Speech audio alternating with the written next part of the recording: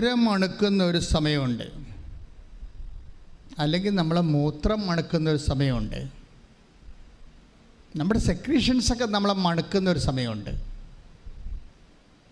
നമ്മളെ ആൾക്കാർ കൈകൊണ്ട് എടുക്കാൻ ബുദ്ധിമുട്ടുന്നതും നമ്മുടെ മുറിയിലോട്ട് കയറി വരാനോ നമ്മുടെ ജീവിതത്തിലൊക്കെ എത്തി നോക്കാനോ പറ്റാതെ നമ്മൾ ഒറ്റയ്ക്ക് നമ്മുടെ വിധിക്ക് വിടുന്ന ഒരു സമയമുണ്ട്. ഈ സമയമാണ് ഉടമ്പടിയുടെ സമയം. ഇതറിയണമെങ്കിൽ നിങ്ങൾ take the word of God. Ezekiel 16 അധ്യായം 4-ാമത്തെ വാക്യം വരെ. എസെക്കിയേൽ 16 അധ്യായം 4 മുതലുള്ള തിരുവചനങ്ങൾ. നീ ജനിച്ച ദിവസം നിന്റെ പൊക്കിൾ കൊടി മുറിച്ചിരുന്നില്ല. Price the Lord. നിന്നെ കുളിപ്പിച്ച് ഒന്ന് ചിന്തിച്ചു നോക്കിക്കേ. നീ ജനിച്ച ദിവസം, നമ്മളെ ഇസ്രായേലിനെ കുറിച്ച് പറയണതാണ്. ദൈവത്തിൻ്റെ തിരഞ്ഞെടുക്കപ്പെട്ട എല്ലാ വിശ്വാസികളുടെയും പ്രതീകമാണ് ഇസ്രായേൽ. അറിയാമല്ലോ, ഇസ്രായേൽ എന്ന് പറയുമ്പോൾ ഒരു രാജ്യമല്ല, ദൈവത്തിൻ്റെ തിരഞ്ഞെടുക്കപ്പെട്ട ജനമെന്നാണ് അതിൻ്റെ അർത്ഥം. അത് ആരും ആകാം. ദൈവത്തിൻ്റെ സ്നേഹത്തിലേക്ക് വിളിക്കപ്പെട്ട, വിശ്വാസത്തിലേക്ക് വിളിക്കപ്പെട്ട എനിബഡി ഈസ് ഇസ്രായേൽ. അല്ല, നിങ്ങൾ പറയും ഇസ്രായേൽ അമേരിക്ക എന്ന് പറയരുത്. ഇസ്രായേൽ ബൈബിളിൽ വിശ്വാസി എന്ന അർത്ഥമേ ഉള്ളൂ. അപ്പോൾ വിശ്വാസി ജനിച്ച ദിവസം, വിശ്വാസം രൂപപ്പെട്ട് വരുന്ന, നമ്മളിൽ വിശ്വാസം രൂപപ്പെട്ട് വരുന്ന ഒരു സമയമില്ലേ.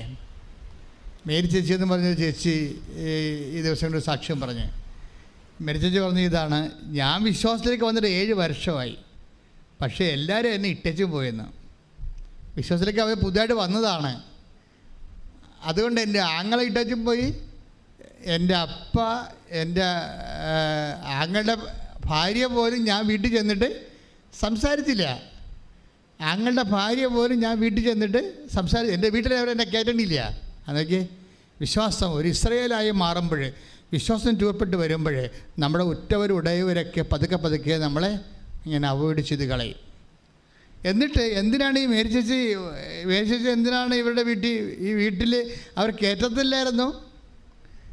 അവർ കയറ്റാതിരുന്നിട്ടും ഇവരെന്തിനാ ചെന്നതെന്നറിയാവോ? ഇവരുടെ അമ്മ കിടപ്പായി പോയായിരുന്നു. അമ്മയെ കാണിക്കത്തില്ലായിരുന്നു ഇവരെ. വൈരാഗ്യം കൊണ്ടേ സ്വന്തം അമ്മയെപ്പോലെ ഇവരെ കാണിക്കത്തില്ലായിരുന്നു. എങ്കിലും ഇവർക്ക് തോന്നി അമ്മയെ ഒന്ന് പോയി കാണാം.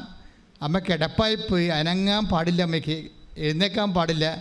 ബാത്റൂമിൽ തന്നെ പിടിച്ചു കൊണ്ടുപോയാൽ മാത്രമേ ബാത്റൂമിൽ പോകാൻ പറ്റത്തുള്ളൂ. അപ്പോൾ അമ്മയെ കാണാൻ പോയപ്പോൾ നിങ്ങളെല്ലാവരും മനസ്സിലാക്കേണ്ട ഒരു സത്യമുണ്ട് എൻ്റെ അകത്ത്. അതായത് ഈ ദിവസങ്ങൾ വരുന്ന സാക്ഷ്യത്തിൻ്റെ ഒരു രീതിയുണ്ട്. ആ സാക്ഷ്യത്തിൻ്റെ രീതി എന്ന് പറയുന്നത്, ഇപ്പോൾ തന്നെ കൊല്ലത്ത് നിന്ന് ജിബി ആൻ്റണി ഒരു സാക്ഷ്യം പറഞ്ഞു. അപ്പോൾ അവർ ഉന്നയിച്ചൊരു വിഷയമുണ്ട്. ഇപ്പം ഞാൻ വയനാട്ടിലെ മേരി ചർച്ചിൽ നിന്ന് പെട്ടെന്ന് ജിബി ആൻ്റണിയുടെ പോണതിൻ്റെ കാരണം ആ സാക്ഷി ഇൻ്റർ കണക്റ്റഡാണ്. ഈ ജിബി ആൻ്റണി ഉന്നയിച്ചൊരു പ്രശ്നം, അവർ ഉടമ്പടി എടുത്ത് കഴിഞ്ഞപ്പോൾ അവരുടെ ഭർത്താവ് ഓട്ടോറിക്ഷക്കാരായിരുന്നു. അയാൾക്ക് ഓട്ടം ആൾക്കാർ വിളിച്ച് കൂടുതൽ പരിചയമില്ലാത്തവരൊക്കെ ഓട്ടം വിളിച്ചു കൊടുക്കാൻ തുടങ്ങി. പിന്നെ അയാൾ ഗൾഫിലേക്ക് പോകാൻ മാതാവ് ഇടപെട്ടു. പക്ഷേ അവിടെ മകന് ഡെങ്കുപ്പനി വന്ന് കൗണ്ട് കുറഞ്ഞ് ആശുപത്രി കൊണ്ടുപോയപ്പോൾ കൗണ്ട് കുറഞ്ഞ്. അപ്പോൾ ഡോക്ടർ പറഞ്ഞു സീരിയസ് ആണെന്ന് പറഞ്ഞപ്പോൾ അവിടെ നാട്ടിലൊക്കെ ഡെങ്കുപ്പനിയായി. കൊല്ലത്ത് അതിൽ ഒരാൾ മരിച്ചു, അവരുടെ വീടിൻ്റെ അടുത്തുള്ള ആൾ മരിച്ചു. അപ്പോൾ ഉടമ്പടിയിൽ ഇരിക്കുകയാണ്. ഉടമ്പടിയിൽ ഇരിക്കുമ്പോൾ മകന് ഡെങ്കുപ്പനിയായിട്ട് ആശുപത്രി കൊണ്ടുപോയി. അവർക്കതിന് ആശുപത്രി കൊണ്ടുപോകാൻ കാശൊന്നുമില്ല. പക്ഷേ വേറെ ഒരാൾ മരിക്കുകയും ഇവരുടെ മകന് ആശുപത്രി വെച്ച് ബ്ലഡിൻ്റെ കൗണ്ട് കുറയുകയും ചെയ്തപ്പോൾ ഇവർ ചോദിക്കണ ഒരു ചോദ്യമുണ്ട്: അമ്മേ, ഞാൻ ഉടമ്പടിയിലല്ലേ? അതാ എൻ്റെ ഉടമ്പടി നീ സ്വീകരിച്ചിട്ടില്ലേ? ഞാൻ ഉടമ്പടി എടുത്തതാണല്ലോ. എന്തായിരിക്കും ഇങ്ങനെ ക്ലേശങ്ങൾ വരണത്? അയ്യോ, ഇത് ഒരു 10,000 മനുഷ്യർ ചോദിക്കുന്ന ചോദ്യമാണ് അല്ലേ? ഉടമ്പടി എടുത്തു കഴിയുമ്പോൾ നമ്മുടെ വീട്ടിൽ നമ്മൾ പ്രതീക്ഷിക്കാത്ത എന്തെങ്കിലും സംഭവിക്കുമ്പോൾ നമ്മൾ ഓർക്കും, അയ്യോ നമ്മൾ ഉടമ്പടി എടുത്തതാണല്ലോ. ആൾക്കാരെല്ലാം ഉടമ്പടി എടുക്കുമ്പോൾ പറഞ്ഞത് എന്താണ്? ഇനി നമുക്ക് അമ്മ ഉണ്ട്, പേടിക്കേണ്ടെന്നല്ലേ പറയണത്. ഇനി നമുക്ക് അമ്മയുണ്ട്, പേടിക്കേണ്ടെന്നല്ലാണ് എല്ലാവരും പറയണത്. അപ്പോൾ ഇവർ പറഞ്ഞ അമ്മ ഞങ്ങളുടെ കൂടെ ഇല്ലേ? പിന്നെ എന്താ ഞങ്ങൾക്ക് ഇങ്ങനെയൊക്കെ സംഭവിക്കണത്? ഇപ്പോൾ എൻ്റെ ഭർത്താവും പോയി, വരുമാനവും ഇല്ല, ഈ കുഞ്ഞിനെ ചികിത്സിക്കാനും പറ്റണില്ല, ഞാനിങ്ങനെ ഒറ്റക്കായി മുമ്പത്തേക്കാൾ കഷ്ടമായല്ലോ ഉടമ്പടി എടുത്തിട്ട്, അപ്പോൾ ദൈവം എന്നിലില്ലേ എന്നാണ് ഇവർ ചോദിക്കേണ്ടത്. അമ്മ ഞങ്ങളുടെ കൂടെ ഇല്ലേ എന്നാണ് ചോദിക്കേണ്ടത്. അപ്പം അമ്മ ഞങ്ങളുടെ കൂടെ ഇല്ലേ എന്ന് ചോദിക്കുമ്പോൾ ആ സമയത്ത് ആ ആശുപത്രിയിൽ വേറെ ഒരു ചേടത്തി ഹോസ്പിറ്റലിൽ വന്ന്, അവിടെ ബൈ ചാൻസായിട്ട് വന്നതാണ്, അത് മാതാവൊന്നുമല്ല, ചുമ്മാ ഒരു കോയിൻസിഡൻസ് സംഭവിച്ചതാണ്. അപ്പോഴുടനെ ഈ വന്ന അപരിചിതയായ ചേച്ചി ഇവരോട് ചോദിച്ചു, ആരോടാ, ജോബി ആൻ്റണിയോട് ചോദിച്ചു, നിങ്ങൾ ഉടമ്പടി എടുത്താണല്ലേ എന്ന് ചോദിച്ചു. അപ്പോൾ എടുത്തതാണെന്ന് പറഞ്ഞു. എന്താ കാര്യം? ഇവിടെ കാശ് രൂപം കണ്ടിട്ടാണ് അവർ ചോദിച്ചത്. ഇപ്പോൾ ആൾക്കാർ ഉടമ്പടിക്കാരെല്ലാം തമ്മിൽ തിരിച്ചറിയണത് അവിടെ കാശ് രൂപം ഉള്ളത് കൊണ്ടാണ് തിരിച്ചറിയണത്. അപ്പോൾ അവർ ചിലരൊക്കെ തമ്മിൽ തിരിച്ചറിഞ്ഞാൽ കൂടെ നിന്ന് അവരുടെ വിഷയത്തിന് ഉടമ്പടിക്കാരെല്ലാം കൂടിയിട്ട് ഒരുമിച്ച് പ്രാർത്ഥിക്കും. കാര്യം അവരെല്ലാവരും ഉടമ്പടിയിലാണല്ലോ. അപ്പോൾ നിങ്ങൾ തീഷ്ണമായിട്ട് ഉടമ്പടിയിലായിട്ടുള്ളവരാണെങ്കിൽ, നിങ്ങളിതുപോലെ ഒരു അപരിചിതരാണെങ്കിലും ഒരുമിച്ച് പ്രാർത്ഥിക്കാൻ അവസരം കിട്ടിയാൽ പ്രാർത്ഥിക്കുന്നത് ശരിക്കും അപ്പോഴും നിങ്ങളുടെ വിഷയങ്ങൾക്ക് എല്ലാം ദൈവികമായ ഇടപെടലുണ്ടാകും. അത് അടയാളം തന്നെയാണ്. അപ്പോഴുടനെ ഇവർ ഈ ജോബി ആൻ്റണി പറഞ്ഞു, ഞാൻ ഉടമ്പടി എടുത്തതാണ്. അപ്പോൾ ഈ വന്ന അപരിചിത പറഞ്ഞു, എനിക്ക് ഒന്ന് അവിടെ പോയാൽ കൊള്ളാമെന്നുണ്ട്, പക്ഷെ പറ്റണില്ല എന്ന് പറഞ്ഞ്. എന്നിട്ട് പറഞ്ഞ് എൻ്റെ കൈ, അപ്പോൾ ഞാൻ അവർ എന്തിനാണ് പോണത്, അത് എൻ്റെ കൈ പൊങ്ങണില്ല, കുറേ മാസങ്ങളായിട്ട് ഇത് പൊക്കിയിട്ട് ഒരു ജോലി നടക്കണില്ല, കൈ തളർന്നു പോയി. അപ്പോൾ ഉടനെ ഈ ജോബി ആൻ്റണി എന്ത് ചെയ്തെറിയോ, ഉടനെ പറയും, നിങ്ങൾ സമയം കിട്ടുമ്പോൾ പോവുക, ഇപ്പം മാതാവ് നിങ്ങളെ സഹായിക്കുമെന്ന് പറഞ്ഞു. എന്നിട്ട് ഇവിടെ കയ്യിരുന്ന ഉടമ്പടി തൈലം ആശുപത്രി വെച്ചിട്ട് ഈ തളർന്നു പോയ കയ്യിൽ അവർ പെരട്ടി വിശ്വാസപ്രമാണം ചൊല്ലിക്കൊടുത്ത്. വിശ്വാസപ്രമാണം ചൊല്ലി പെരട്ടി കഴിഞ്ഞപ്പോൾ തന്നെ ഈ കൈ പടേന്ന് പൊങ്ങി ഇങ്ങനെയുണ്ട്. അപ്പോഴെന്ത് സംഭവിച്ചു കഴിഞ്ഞാൽ ഇവിടെ ചോദിച്ചൊരു ചോദ്യമില്ലേ, ആര് ഡെങ്കുവായിട്ട് മകനെ കൊണ്ടുവന്ന് ആശുപത്രി ഇട്ടച്ച് മാതാവിനോട് ചോദിച്ചില്ലേ, മാതാവ് ഞങ്ങൾ ഉടമ്പടിയിലല്ലേ, അതാണ് എൻ്റെ ഉടമ്പടി നീ സ്വീകരിച്ചില്ലേ, അപ്പം നീ ഞങ്ങളെ വിട്ടു പോയോ എന്ന് ചോദിച്ചതിന് മറുപടിയാണ് ഇവരെ കൊണ്ടുവന്നിരിക്കുന്നത്. അപ്പം നിങ്ങൾ ചങ്ക് പറഞ്ഞ് മാതാവിനോട് ചോദിച്ചാൽ അപ്പോൾ ആൻസർ ചെയ്യും. അപ്പോൾ ആൻസർ ചെയ്യണമല്ല ഈ സാക്ഷ്യത്തിൻ്റെ ഒരു ഹൈലൈറ്റ് എന്ന് പറയുന്നത്, അതല്ല. എല്ലാവരും ഇതുപോലെ നിങ്ങൾ പത്രം കൊടുക്കുന്നുണ്ട്. എന്തിനാണ് ഞങ്ങൾ പത്രം കൊടുക്കുന്നത്? ക്രിസ്തുവിനെ ലോകം അറിയാൻ വേണ്ടിയാണല്ലേ.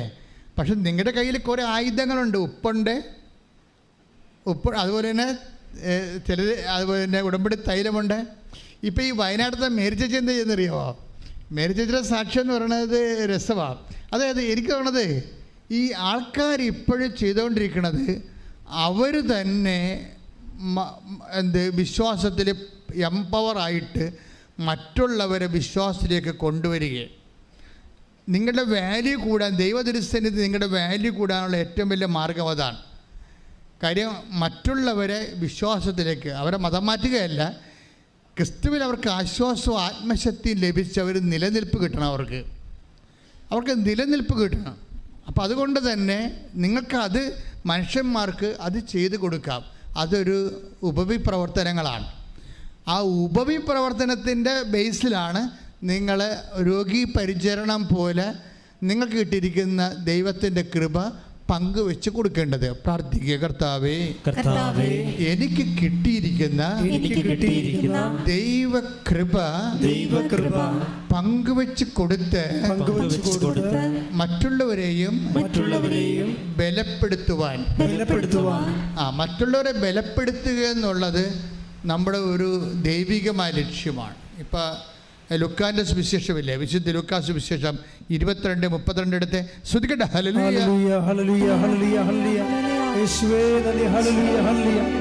ലൂക്കാ എഴുതിയ സുവിശേഷം 22-ാം അധ്യായം 32-ാമത്തെ വാക്യം. ലൂക്ക 22:32. എന്നാൽ പറഞ്ഞ എന്നാൽ നിന്റെ വിശ്വാസം ക്ഷയിക്കാതിരിക്കാൻ ഞാൻ നിനക്ക് വേണ്ടി പ്രാർത്ഥിച്ചു. നീ തിരിച്ചു വന്ന് നിന്റെ സഹോദരരെ ശക്തിപ്പെടുത്തണം. സഹോദരങ്ങളെ ശക്തിപ്പെടുത്തുക, അത് ഒരു വിശ്വാസിയുടെ അടിസ്ഥാനപരമായ ലക്ഷ്യമാണ്. അത് ആരുമാകാം. പ്രയാസത്തിലിരിക്കുന്ന എല്ലാവരും നമ്മുടെ സഹോദരങ്ങളാണ്. ക്രിസ്തുവിൽ നമ്മുടെ പ്രയാസത്തിലിരിക്കുന്ന എല്ലാവരും ക്രിസ്തുവിൽ നമ്മുടെ സഹോദരങ്ങളാണ്. അപ്പോൾ എപ്പോഴും ചെയ്യണത് എന്താണ്? നമ്മളുടെ സങ്കടം. ഇപ്പോൾ ജോബിയാനെ പറയുന്നത് എന്താണ്?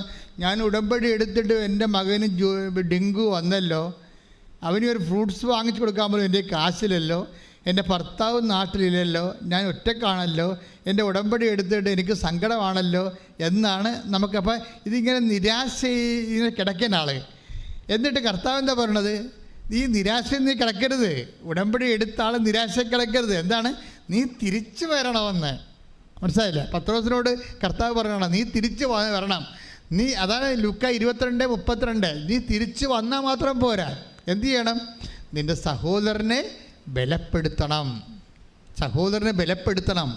ഒന്ന് പ്രാർത്ഥിച്ചേ. കർത്താവേ, ഉടമ്പടിയുടെ വലിയ സ്വർഗീയ ബലം ആത്മശക്തി എന്നിൽ അഭിഷേകമാകാൻ എൻ്റെ വിശ്വാസം മറ്റുള്ളവരെ ആശ്വസിപ്പിക്കുവാൻ സ്വർഗത്തിന്റെ സുവിശേഷത്തിന്റെ ഉപകരണമാക്കാൻ മറ്റുള്ളവരെ ബലപ്പെടുത്താൻ എന്നെ സുവിശേഷത്തിന്റെ ഉപകരണമാക്കണമേ. സ്തുതിക്കട്ടെ. ഹല്ലേലൂയ, ഹല്ലേലൂയ, ഹല്ലേലൂയ, ഹല്ലേലൂയ, ഹല്ലേലൂയ, ഹല്ലേലൂയ, യേശുവേ നന്ദി. ഹല്ലേലൂയ, ഹല്ലേലൂയ. പരമദിവ്യകാരണത്തിന് ആരാധനയും സ്തുതിയും പുകഴ്ചയും ഉണ്ടായിരിക്കട്ടെ. അപ്പോഴേ ഈ കൊല്ലത്തെ ജോബി ആൻ്റണി ഇവിടെ കൈ പൊങ്ങിക്കഴിഞ്ഞപ്പോൾ അവർക്ക് മനസ്സിലായി. എന്ത് മനസ്സിലായി? ഉടമ്പടിയിൽ അവർക്ക് ഇടയ്ക്ക് ദുഃഖങ്ങളൊക്കെ ഉണ്ടെങ്കിലും ഉടമ്പടിയിലാണവർ, ദൈവം അവരെ വിട്ട് പോയിട്ടില്ല. അതൊരു അടയാളം കാണിക്കുകയാണ്. അപ്പോൾ നിങ്ങളിതുപോലെ ഈ സാക്ഷികൾക്കൊക്കെ മനസ്സിലാകണം. ഉടമ്പടി എടുത്താലും ചില സമയത്ത് ജീവിതത്തിൻ്റെ ചില സ്വാഭാവികമായ കഷ്ടപ്പാടുകൾ ഉണ്ടാകുമ്പോൾ നിങ്ങളുടനെ മതിമറന്നിട്ട് ഉടമ്പടിയിൽ ഉഴപ്പ് കാണിക്കരുത്. അങ്ങനെയാണ് പല ആൾക്കാർക്കും പണി കിട്ടിയിരിക്കുന്നത്. ദൈവം എപ്പോഴും വിശ്വസ്തനായിരിക്കും. അതായത് ഇപ്പം തിമോത്തി 2 പറയുന്ന പോലെ, ഇപ്പം 2:20 എടുത്ത്, അതായത് നമ്മൾ അവിശ്വസ്തനായിരുന്നാലും ദൈവം വിശ്വസ്തനായിട്ട് തുടരും.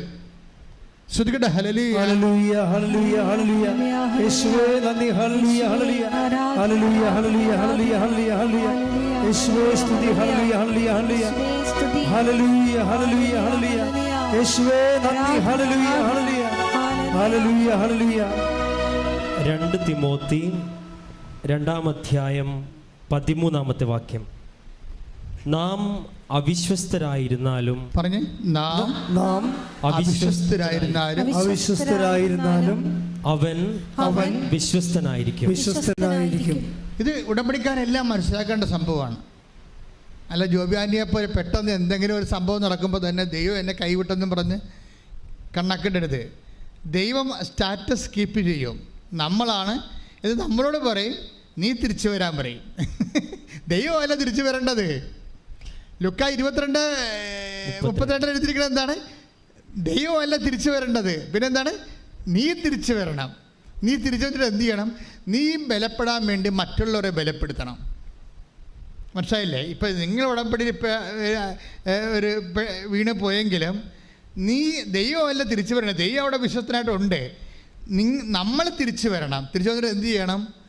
മറ്റുള്ളവരെ ബലപ്പെടുത്തി. തിരിച്ചു വരിക എന്ന് വെച്ചിട്ട് എന്തിനാ? തിരിച്ചു വന്നിട്ട് നമ്മൾ പ്രാർത്ഥിച്ചുകൊണ്ട് ഇരുട്ട് മുറുകിയിരിക്കുകയല്ല. നമ്മളെ ബലപ്പെടാൻ വേണ്ടി മറ്റുള്ളവരെ ബലപ്പെടുത്തണം. അത് ഭയങ്കരമായ ഒരു ഫോർമുലയാണ്. നിങ്ങളിൽ പലരുടെ ആൾക്കാരുടെ കാര്യങ്ങൾ നടക്കാത്തത് മറ്റുള്ളവരുടെ കാര്യത്തിൽ നിങ്ങൾക്ക് 0 ഇൻട്രസ്റ്റാണ്. അതാണ് പ്രശ്നം. നിങ്ങൾക്ക് താല്പര്യമില്ല. മറ്റുള്ളവർ വിശ്വാസം സ്വീകരിക്കേണ്ട കാര്യം നിങ്ങൾക്ക് താല്പര്യമില്ല.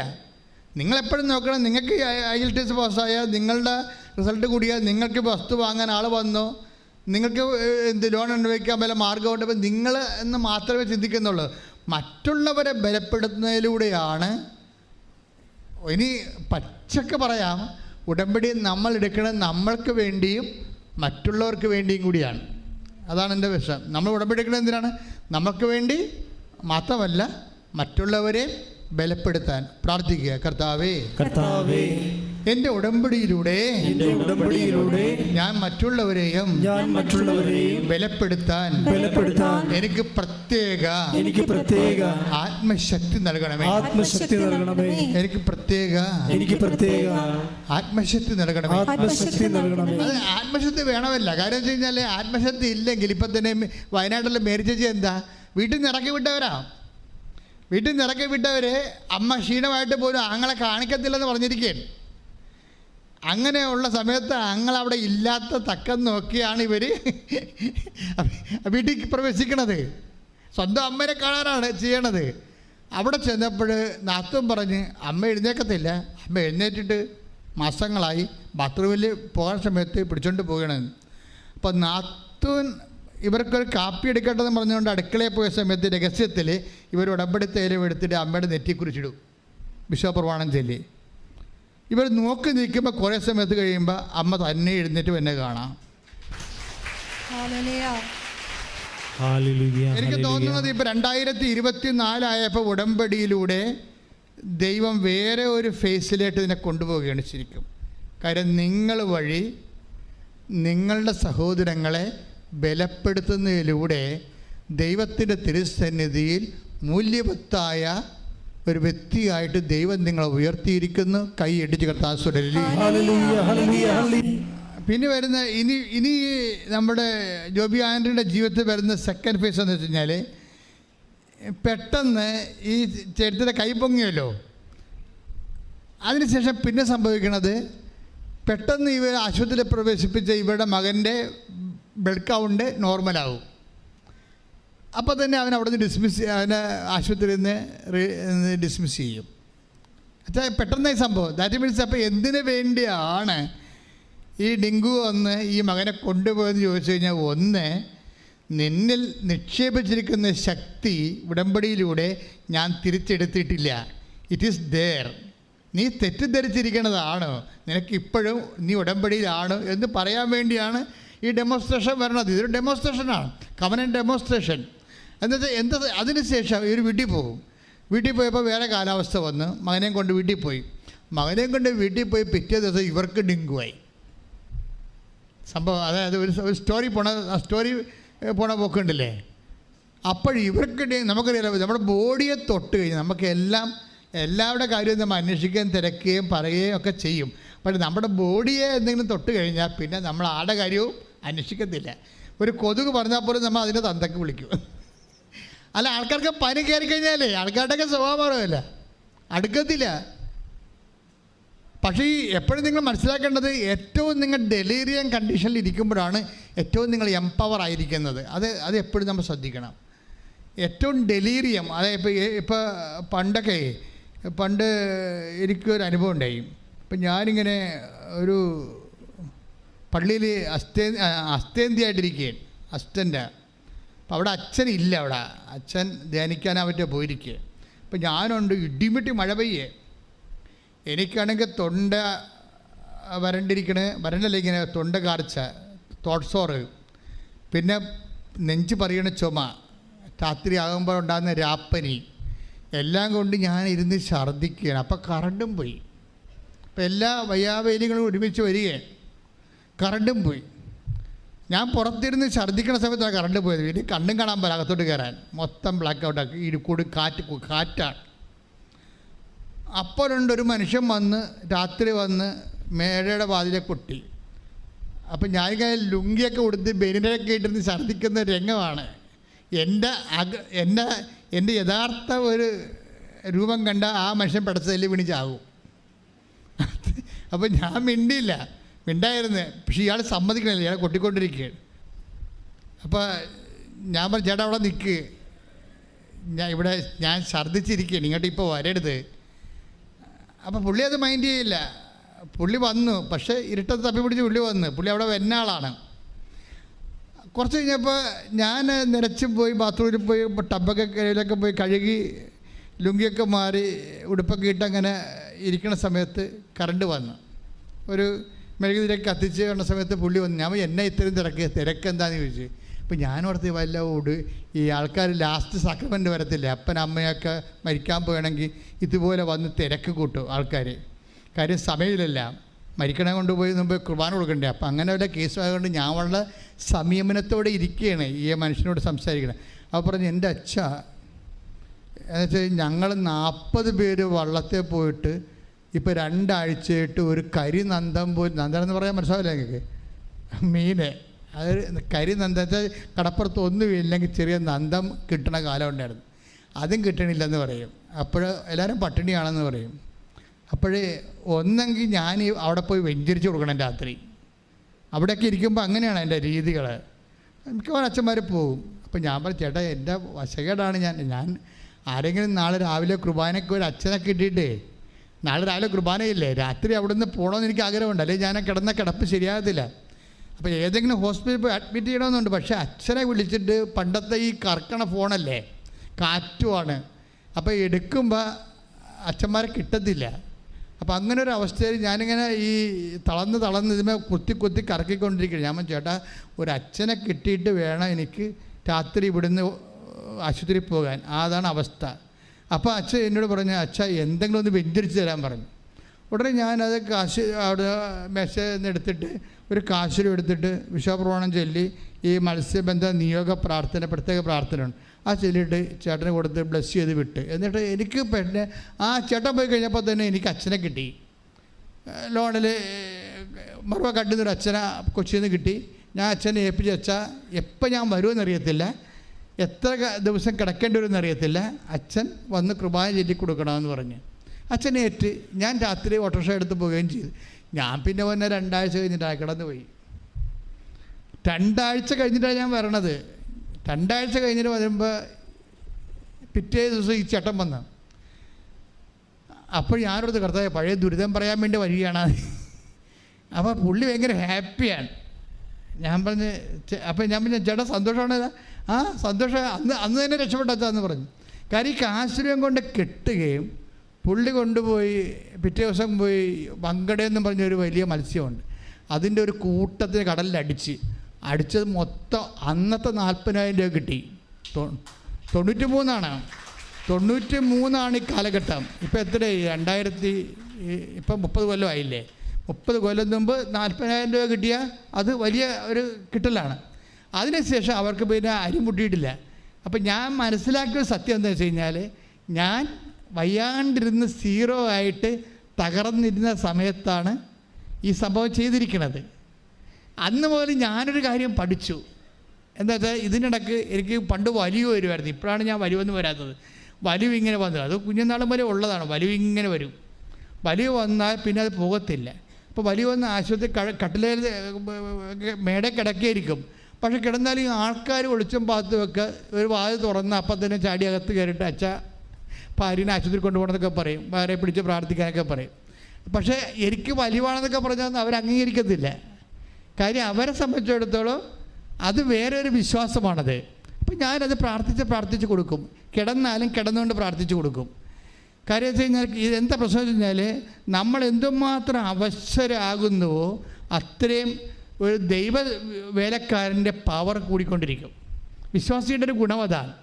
അത് നിങ്ങളെപ്പോഴും നമ്മൾ ശ്രദ്ധിക്കണം. അതുകൊണ്ടാണ് വചനം പറയണത് ബലഹീനതയിലാണ് ദൈവത്തിൻ്റെ അതിന് 2 കൊരിന്ത്യർ 12:9 എടുത്ത് ശ്രുതിക്കട്ടെ. ഹല്ലേലൂയ ഹല്ലേലൂയ ഹല്ലേലൂയ ഹല്ലേലൂയ യേശുവേ നന്ദി. ഹല്ലേലൂയ ഹല്ലേലൂയ ഹല്ലേലൂയ ഹല്ലേലൂയ ഹല്ലേലൂയ ഹല്ലേലൂയ ഹല്ലേലൂയ യേശുവേ സ്തുതി. ഹല്ലേലൂയ ഹല്ലേലൂയ ഹല്ലേലൂയ ഹല്ലേലൂയ ഹല്ലേലൂയ ഹല്ലേലൂയ ഹല്ലേലൂയ. 2 കൊരിന്തോസ് 12-ാം അധ്യായം 9-ാമത്തെ വാക്യം. എന്നാൽ അവിടുന്ന് എന്നോട് അരുൾ ചെയ്തു. പറഞ്ഞേ, എന്നാൽ അവിടുന്ന് എന്നോട് അരുൾ ചെയ്തു. ഏറ്റു പറഞ്ഞേ, എന്നാൽ അവിടുന്ന് എന്നോട് അരുൾ ചെയ്തു, നിനക്കെന്റെ കൃപ മതി. നിനക്കെന്റെ കൃപ മതി. എന്തെന്നാൽ ബലഹീനതയിലാണ് എന്റെ ശക്തി പൂർണ്ണമായി പ്രകടമാകുന്നത്. ഇതാണ് വെച്ചാല് എന്തെന്നാൽ പറഞ്ഞേ, എന്തെന്നാൽ നിനക്കെന്റെ കൃപ മതി. എന്താ പ്രോബ്ലം വെച്ചാൽ നമുക്ക് ചിലപ്പോൾ കടങ്ങളുണ്ടാകാം. ചിലപ്പോൾ നമ്മുടെ വീട് മൂന്ന് പറമ്പും ജപ്തി നടപടി വന്നിരിക്കുകയായിരിക്കാം. അപ്പോഴും ദൈവം പറയും, മൈ ഗ്രേസ്, നിൻ്റെ വീട് ചിലപ്പോൾ പോകുമായിരിക്കും, പക്ഷേ my grace is sufficient for you. ഇത് മനസ്സിലായി? ഇത് നിങ്ങൾ ഈ തന്ത്രം പഠിക്കണം. ഇതൊരു ഭയങ്കര, അതായത് ചിലപ്പോൾ നിൻ്റെ വീട് പോകുമായിരിക്കും, പക്ഷേ my grace is sufficient for you എന്ന് വെച്ചാൽ നിനക്കെൻ്റെ കൃപ മതിയാവും. കാര്യം ഇത്തരം 10,000 വീടുകൾ തിരിച്ചു തരാൻ കഴിവുള്ളതാണ് ദൈവത്തിൻ്റെ കൃപ. കൈയടിച്ച് ശ്രദ്ധിക്കട്ടല്ലേ. അതുകൊണ്ട് എൻ്റെ മക്കൾ മനസ്സിലാക്കേണ്ട ഒരു വിഷയമുണ്ട്. നിങ്ങളെ പ്രാർത്ഥിക്കേണ്ട സബ്ജക്റ്റ് ഞാൻ പറഞ്ഞുതരാം. നിങ്ങളെ പ്രാർത്ഥിക്കേണ്ടത് ക്ലേശകാലത്ത് മിനിമം കൃപ നിലനിർത്തി കിട്ടാൻ വേണ്ടി പ്രാർത്ഥിക്കണം. മനസ്സിലായില്ലേ? ക്ലേശകാലം എന്ന് പറഞ്ഞത് അത് ബിബ്ലിക്കലി സ്പീക്കിംഗ് ടെമ്പററി ടൈമാണത്. ഒരു കുറച്ച് കാലമേ ഉണ്ടാകത്തുള്ളത്, അതങ്ങനെ മാറിപ്പോവും. ദൈവം ഒരിക്കലും എപ്പോഴും നമ്മളിങ്ങനെ ഇട്ട് കഷ്ടപ്പെടുത്തതില്ല. ഇപ്പോൾ ഏത് ടൈം വരും, നിങ്ങളുടെ വിശ്വാസത്തെ ഉജ്ജ്വലിപ്പിക്കും, നിങ്ങളുടെ വിശ്വാസ കൈമാറ്റത്തെ പ്രജ്വലിപ്പിക്കും, എന്നിട്ട് അതിൻ്റെ ഡ്യൂട്ടി പൂർത്തിയാക്കിയിട്ട് ആ കാലം മാറിപ്പോവും. പിന്നെ നിങ്ങളുടെ എംപവറിങ്ങിൻ്റെ കാലം വരും. പക്ഷേ ഈ ക്ലേശകാലത്ത് മര്യാദയ്ക്ക് കൈകാര്യം ചെയ്യാൻ പറ്റുന്നില്ലെങ്കിൽ നമ്മൾ അവിശ്വസ്തരായിട്ട് മാറും. ഈ ക്ലേശകാലത്തിൻ്റെ ഉദ്ദേശം നമ്മുടെ ഫിഡലിറ്റി ചെക്ക് ചെയ്യുകയാണ്. നമ്മുടെ കപ്പാസിറ്റി, നമ്മളുടെ ഒരു ആധ്യാത്മിക കപ്പാസിറ്റി എപ്പോഴും ഇങ്ങനെ ചെക്ക് ചെയ്തുകൊണ്ടിരിക്കും. കാര്യം കൃപയെന്ന് പറഞ്ഞാൽ എന്താണ്? 2 Corinthians 12:9 അനുസരിച്ചുകൊണ്ട് ശക്തിയാണ്. ദൈവത്തിൻ്റെ ശക്തിയാണ്. ഈ ശക്തി ബൈബിളിലെ കപ്പാസിറ്റി എന്ന് പറയും, കഴിവാണ്. ദൈവം നോക്കുന്ന ഒരു മനുഷ്യൻ്റെ കഴിവ് എന്താണ്? അത് മസിൽ പവറാണോ, മണി പവറാണോ, പാർട്ടി പവറാണോ, അല്ലെങ്കിൽ അങ്ങനെയുള്ള പവറൊന്നും ദൈവം അംഗീകരിക്കണില്ല. കാര്യം എന്താണ്? അത് എപ്പോഴായാലും യൂസ് ആൻഡ് ത്രോയാണ്. പോകാതെ നിൽക്കണത് ഈ ഗ്രേസ് പവറാണ്. ഗ്രേസ് ഒരു പവറാണ്. അപ്പം അതുകൊണ്ട് എപ്പോഴും നമ്മൾ ഒരു ക്ലേശകാലം വന്ന് ടാപ്പിംഗ് ടൈം എന്ന് പറയും. ഇപ്പോൾ റബ്ബറില്ലേ, റബ്ബറിനൊരു ടാപ്പിംഗ് ടൈമുണ്ട്.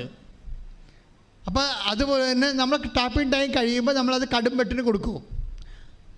പക്ഷേ ടാപ്പിംഗ് ടൈം എന്ന് പറയുന്നത് നമ്മളെ സംബന്ധിച്ചുള്ള ടാപ്പിംഗ് ടൈം എന്ന് പറയുന്നത് എന്താണ്? കത്തി കൊണ്ട് മുറിക്കണ സമയം അല്ലേ? വെളുപ്പിന് 3 മണിക്ക് തൊട്ട് മുറിക്കാൻ തുടങ്ങത്തില്ലേ? മുറിച്ചിക്കണ സമയത്ത് അവിടുന്ന് പാലിറ്റ് വീഴും. 10 മണിക്ക് വന്ന് ആ പാല് ചെട്ട് അവരെടുത്തുകൊണ്ട് പോകും. ഇതാണ് ടാപ്പിംഗ് ടൈം എന്ന് പറയുന്നത്. അതിലെ മുറിവിലാണ് വന്നത്. അത് ഇതുപോലെ ക്ലേശകാലം എന്ന് പറയുന്നതാണ് കൃപയുടെ ടാപ്പിംഗ് ടൈം എന്ന് പറയുന്നത്. ക്ലേശകാലമാണ്. അപ്പോൾ ചില സമയത്ത് ഭർത്താവ് നമ്മളെ ഉപേക്ഷിച്ചിട്ട് നമുക്ക് തോന്നും, വിളിക്കണില്ല, തിരക്കണില്ല, ടാപ്പിംഗ് ടൈമാണ്. അഞ്ഞു കിടന്നുകൊണ്ട് അയാൾക്ക് വേറെ ബന്ധമുണ്ട്, അതുകൊണ്ട് എന്നെ വിളിക്കാഞ്ഞത്. ഇനി വീട്ടുകാരെ വിളിച്ചിട്ട് നിങ്ങളുടെ അമ്മായിയമ്മോട് പറയും നിങ്ങളുടെ വളർത്തത് വർഷമാണ്, ഞാൻ കണ്ട പെണ്ണുങ്ങളുടെ കൂടെയാണെന്നൊക്കെ പറയും. ഇല്ലാത്ത ഡയലോഗൊന്നും ഫിറ്റ് ചെയ്യരുത്. അത് ടാപ്പിംഗ് ടൈമാണ്. നിങ്ങൾ മൗനമായിട്ട് നിന്നുകൊണ്ട് ശാന്തമായി വിഷയത്തെ കർത്താവിന് സമർപ്പിച്ചിട്ട് കർത്താവിനെ കൊണ്ട് തന്നെ അത് കൈകാര്യം ചെയ്യിക്കണം. നിങ്ങളെ കൈകാര്യം ചെയ്യാൻ പോകരുത്. നമ്മളെ കർത്താവിനെ കൊണ്ട് തന്നെ കൈകാര്യം ചെയ്യിക്കണം. എന്താ സംഭവിച്ചു കഴിഞ്ഞാൽ, ഇപ്പോൾ നിങ്ങളുടെ കർണത്ത് ചെവിയിൽ ഒരു പാറ്റ പോയി, ഉടനെ എടുത്ത് കുപ്പിച്ചിൽ ഉൾപ്പെടെയുള്ള സാധനം കുത്തിക്കയറ്റും. അപ്പോൾ അത് ഉടനെ നിങ്ങൾ സ്റ്റോപ്പ് ചെയ്യണം. ഒന്നും ചെയ്യരുത്. കണ്ണിൽ എന്തെങ്കിലും കയറിക്കഴിഞ്ഞാൽ നമ്മൾ കണ്ണിട്ട് തിരുമിയിട്ട് അവിടെ ഉള്ള എല്ലാ കോശങ്ങളെയും നിങ്ങൾ ഡാമേജ് ആക്കിയിട്ട് രക്തം കണ്ണിൽ നിന്ന് വരും. Don't do it. മറിച്ച് അപ്പം തന്നെ ഒരു ഡോക്ടറുടെ അടുത്ത് പോകണം. എക്സ്പേർട്ടിൻ്റെ അടുത്ത് പോയിട്ട് എക്സ്പേർട്ടാണ് ആ വിഷയം ചെയ്യേണ്ടത്. ഇതുപോലെ ഉള്ള ക്ലേശകാലത്ത് നിങ്ങളായിട്ട് അത് പരിഹരിക്കാൻ നോക്കരുത്, മറിച്ച് കർത്താവ് അത് പരിഹരിക്കാൻ നോക്കണം. മനസ്സിലായില്ലേ? അതിന് നമ്മൾ മൗനം പാലിക്കണം, പ്രാർത്ഥിക്കുക. കർത്താവ് ദൈവമേ, ക്ലേശകാലത്തെ കൃപയുടെ ടാപ്പിംഗ് ടൈമിലെ അങ്ങേ അതിൻ്റെ അകത്ത് ആ വിഷയത്തില് ഉൾപ്പെടുത്തുവാൻ ദൈവത്താൽ ആ വിഷയം പരിഹരിക്കപ്പെടുവാൻ എനിക്ക് പ്രത്യേക ജ്ഞാനം നൽകണമേ. അപ്പൊ നിങ്ങൾ ഞാനിപ്പോ ഇങ്ങനെ പറഞ്ഞില്ലേ, ഈശോ ഇതിലൂടെ പറഞ്ഞില്ലേ, അപ്പോൾ നിങ്ങൾ ഈ വിഷയത്തിൽ ഇരിക്കുന്ന ആൾക്കാർ ഞാനുമായിട്ട് നിങ്ങളുടെ മനസ്സിൽ ചിലപ്പോൾ തട്ടുപിടിച്ചിട്ടുണ്ടാകും. പിന്നെ അച്ഛൻ പറഞ്ഞ ശരിയാണ്, പക്ഷേ ഞാനിങ്ങനെ കുറേ കാര്യമൊക്കെ ചെയ്തതാണ്, ഇപ്പോഴും ഞാൻ അധോഗതിയിലാണെന്ന് നിങ്ങൾ പറയും. എൻ്റെ മകളെ എന്താ പ്രോബ്ലം എന്ന് വെച്ച് കഴിഞ്ഞാൽ ഇതിലൊരു 3 ഘട്ടമുണ്ട്. നിങ്ങളെ ഗ്രേസിൻ്റെ കപ്പാസിറ്റിയിലൂടെ വിളിച്ചു കഴിഞ്ഞാൽ, ഒരു കൃപയുടെ കപ്പാസിറ്റിയിലൂടെ വിളിച്ചു കഴിഞ്ഞാൽ all on A sudden at A time settlement അല്ല സംഭവം. ഒരു 3 പ്രാവശ്യത്തെ സെറ്റിൽമെൻ്റ് ഉണ്ടത്. അതറിയണമെന്നുണ്ടെങ്കിൽ നമ്മൾ ആദ്യം പറഞ്ഞ വചനം വായിക്കണം, എസെക്കിയേലിൻ്റെ 16:4. അതായത് അതിൽ ഇതാണ്: ഒരു കുഞ്ഞ് പെറ്റ് ചോര പുരണ്ട് പൊക്കിൾക്കൊടി മുറിക്കാൻ പോലും ആരും ഇല്ലാതെ, ഉപ്പ് പെരട്ടാൻ ആരുമില്ല. ഉപ്പ് പെരട്ടാനത്ത് നമുക്ക് മനസ്സിലാകത്തില്ല, ബൈബിൾ ലാംഗ്വേജാണത്. അതായത് അവരുടെ കാലത്ത് ഇസ്രയേലിൽ ഈശോൻ്റെ കാലത്തും ഉണ്ടായിരുന്നു, ഇപ്പോഴും ഉണ്ടാവും അത്. അവിടെ വൈറ്റാട്ടിമാർ ചെയ്യുന്ന ഒരു സൂതികർമ്മമാണ്. എന്ന് വെച്ചാൽ ഉപ്പെടുത്തിട്ട് അവർ പൊക്കിൾക്കൊടി മുറിച്ചിട്ട് വയറ് മുഴുവനും ഇത് പെരട്ടും. ഇത് എന്തിനാണ് പെരട്ടണത്? ഈ കുഞ്ഞിൻ്റെ ഉള്ളിൽ ബോഡി കുറേ വെള്ളം ഉണ്ടാകത്തില്ല, എക്സ്ട്രാ വെള്ളം, ആവശ്യമില്ലാത്ത വെള്ളമില്ലേ, ആ വെള്ളമെല്ലാം പുറത്തേക്ക് കളയാൻ വേണ്ടി പൊക്കിൾക്കൊടി മുറിച്ചിട്ട് അവർ ഉപ്പ് പെരട്ടും. എന്തുപ്പാണ് പെരട്ടണത്? ചാവ് കടലിലെ ഉപ്പാണ് പെരട്ടണത്. നമ്മുടെ ഇപ്പോൾ ഉപ്പല്ല, അത് ഉപ്പ് പാറയാണ്. അത് പൊടിച്ചെടുത്തിട്ട് എല്ലാ വീട്ടിലും കുറച്ചേ ഉണ്ടാകും. അതെടുത്തിട്ട് ഇങ്ങനെ ഗർഭസ്ഥ ശിശുവിനെ പെരട്ടും. അത് പരിചരണമാണ്. ഇപ്പം എന്താ ബൈബിൾ പറയണത്? നിന്നെ പെറ്റ കാലത്ത് വിശ്വാസിയുടെ ജീവിതം ആ ഇസ്രയേലാണ്. നീ വിശ്വാസം സ്വീകരിച്ച സമയത്ത്, വിശ്വാസം വളർന്ന കാലത്ത് നിൻ്റെ പൊക്കിൾക്കൊടി മുറിക്കാൻ ആരുമില്ലായിരുന്നോ? എന്നുവെച്ചാൽ ഒരു പ്രാഥമിക പരിചരണം പോലും തരാൻ നമുക്കാരുമില്ലാത്തൊരു സമയമുണ്ടാവും. ഈ ടൈമാണ് ടാപ്പിംഗ് ടൈം എന്ന് പറയുന്നത്. പ്രാഥമിക, അതായത് കായൻ ആബേലിനെ കൊന്നില്ലേ? അപ്പം കായനോട് ദൈവം ചോദിച്ചില്ലേ, എന്താണ് നിൻ്റെ മുഖം ഇങ്ങനെ വിങ്ങിയിരിക്കണമെന്ന് ചോദിച്ചില്ലേ? അവൻ കാണിച്ച നീച പാപമാണെങ്കിൽ പോലും നീചപാപിയുടെ മുഖം പോലും വാടുന്നത് സഹിക്കാത്തൊരു ദൈവത്തിൻ്റെ സന്നിധാനത്തിലാണ് നീ ഉടമ്പടി ചെയ്തിരിക്കുന്നത്. ശ്രദ്ധിക്കട്ടെ. ഹല്ലേലൂയ.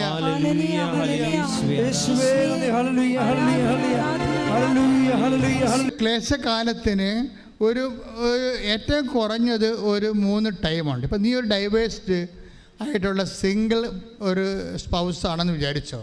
നിൻ്റെ ഭർത്താവ് നിന്നെ വിളിക്കണില്ല, അല്ലെങ്കിൽ നിൻ്റെ ഭാര്യ നിന്നെ ഇട്ടിട്ട് പോയി, നിൻ്റെ കുഞ്ഞുങ്ങളെ, അവൾ യൂറോപ്പിൽ പോയി, അവൾ നിൻ്റെ ഫോൺ എടുക്കണില്ല, ഒരു കാലഘട്ടമാണെന്ന് വിചാരിച്ചോ. അപ്പോൾ ഇങ്ങനെ പല കാര്യങ്ങൾ കഴിയുമ്പോൾ ചിലപ്പോൾ ഭാര്യ വീട്ടുകാർ നമ്മളോട് ഉടക്കമുണ്ടാകും. അപ്പോൾ പിന്നെ ചിലപ്പോൾ നിൻ്റെ കടക്കാർ നീയായിട്ട് ഉടക്കമുണ്ടാകും. ചിലപ്പോൾ നിൻ്റെ ഷെയർ ഹോൾഡേഴ്സ് ഇഷ്യൂ ഉണ്ടാകും. എൻ്റെ മക്കളെ, എൻ്റെ ദൈവവേദന, ഇങ്ങനെ ഉള്ള ഓരോ കാലഘട്ടത്തിലും നീ ഇപ്പം തന്നെ ഈ ജോബി ആൻ്റണി എന്താ, അവളുടെ മകൻ സുഖപ്പെട്ട് വീട്ടിൽ വന്നപ്പോൾ നമ്മൾ ഓർത്ത് തീർന്ന്, അവളുടെ കൂടെ കർത്താവ് പ്രവർത്തിച്ചല്ലോ. അപ്പോൾ ഒക്കെ മനസ്സിലായി, അവിടെ മകന് സുഖപ്പെട്ട്, അപ്പോൾ എല്ലാം ക്ലോസായി, ഇനിയിപ്പോൾ സന്തോഷമായെന്ന് വിചാരിച്ചാൽ വീട്ടിൽ വന്നപ്പോഴുണ്ടേ ഇവക്ക് ഡെങ്കു പനിയായി. അപ്പോൾ എന്നാ പറയണത്? മകനപ്പുറത്ത് ആശുപത്രിയിൽ കൊണ്ടുവന്ന് കിടപ്പുണ്ട്, മകളും കിടപ്പുണ്ട്, ഭർത്താവ് നാട്ടിലില്ല, ഭാര്യ ഉള്ള ഇവക്ക് ആരുമില്ല, നോബടി.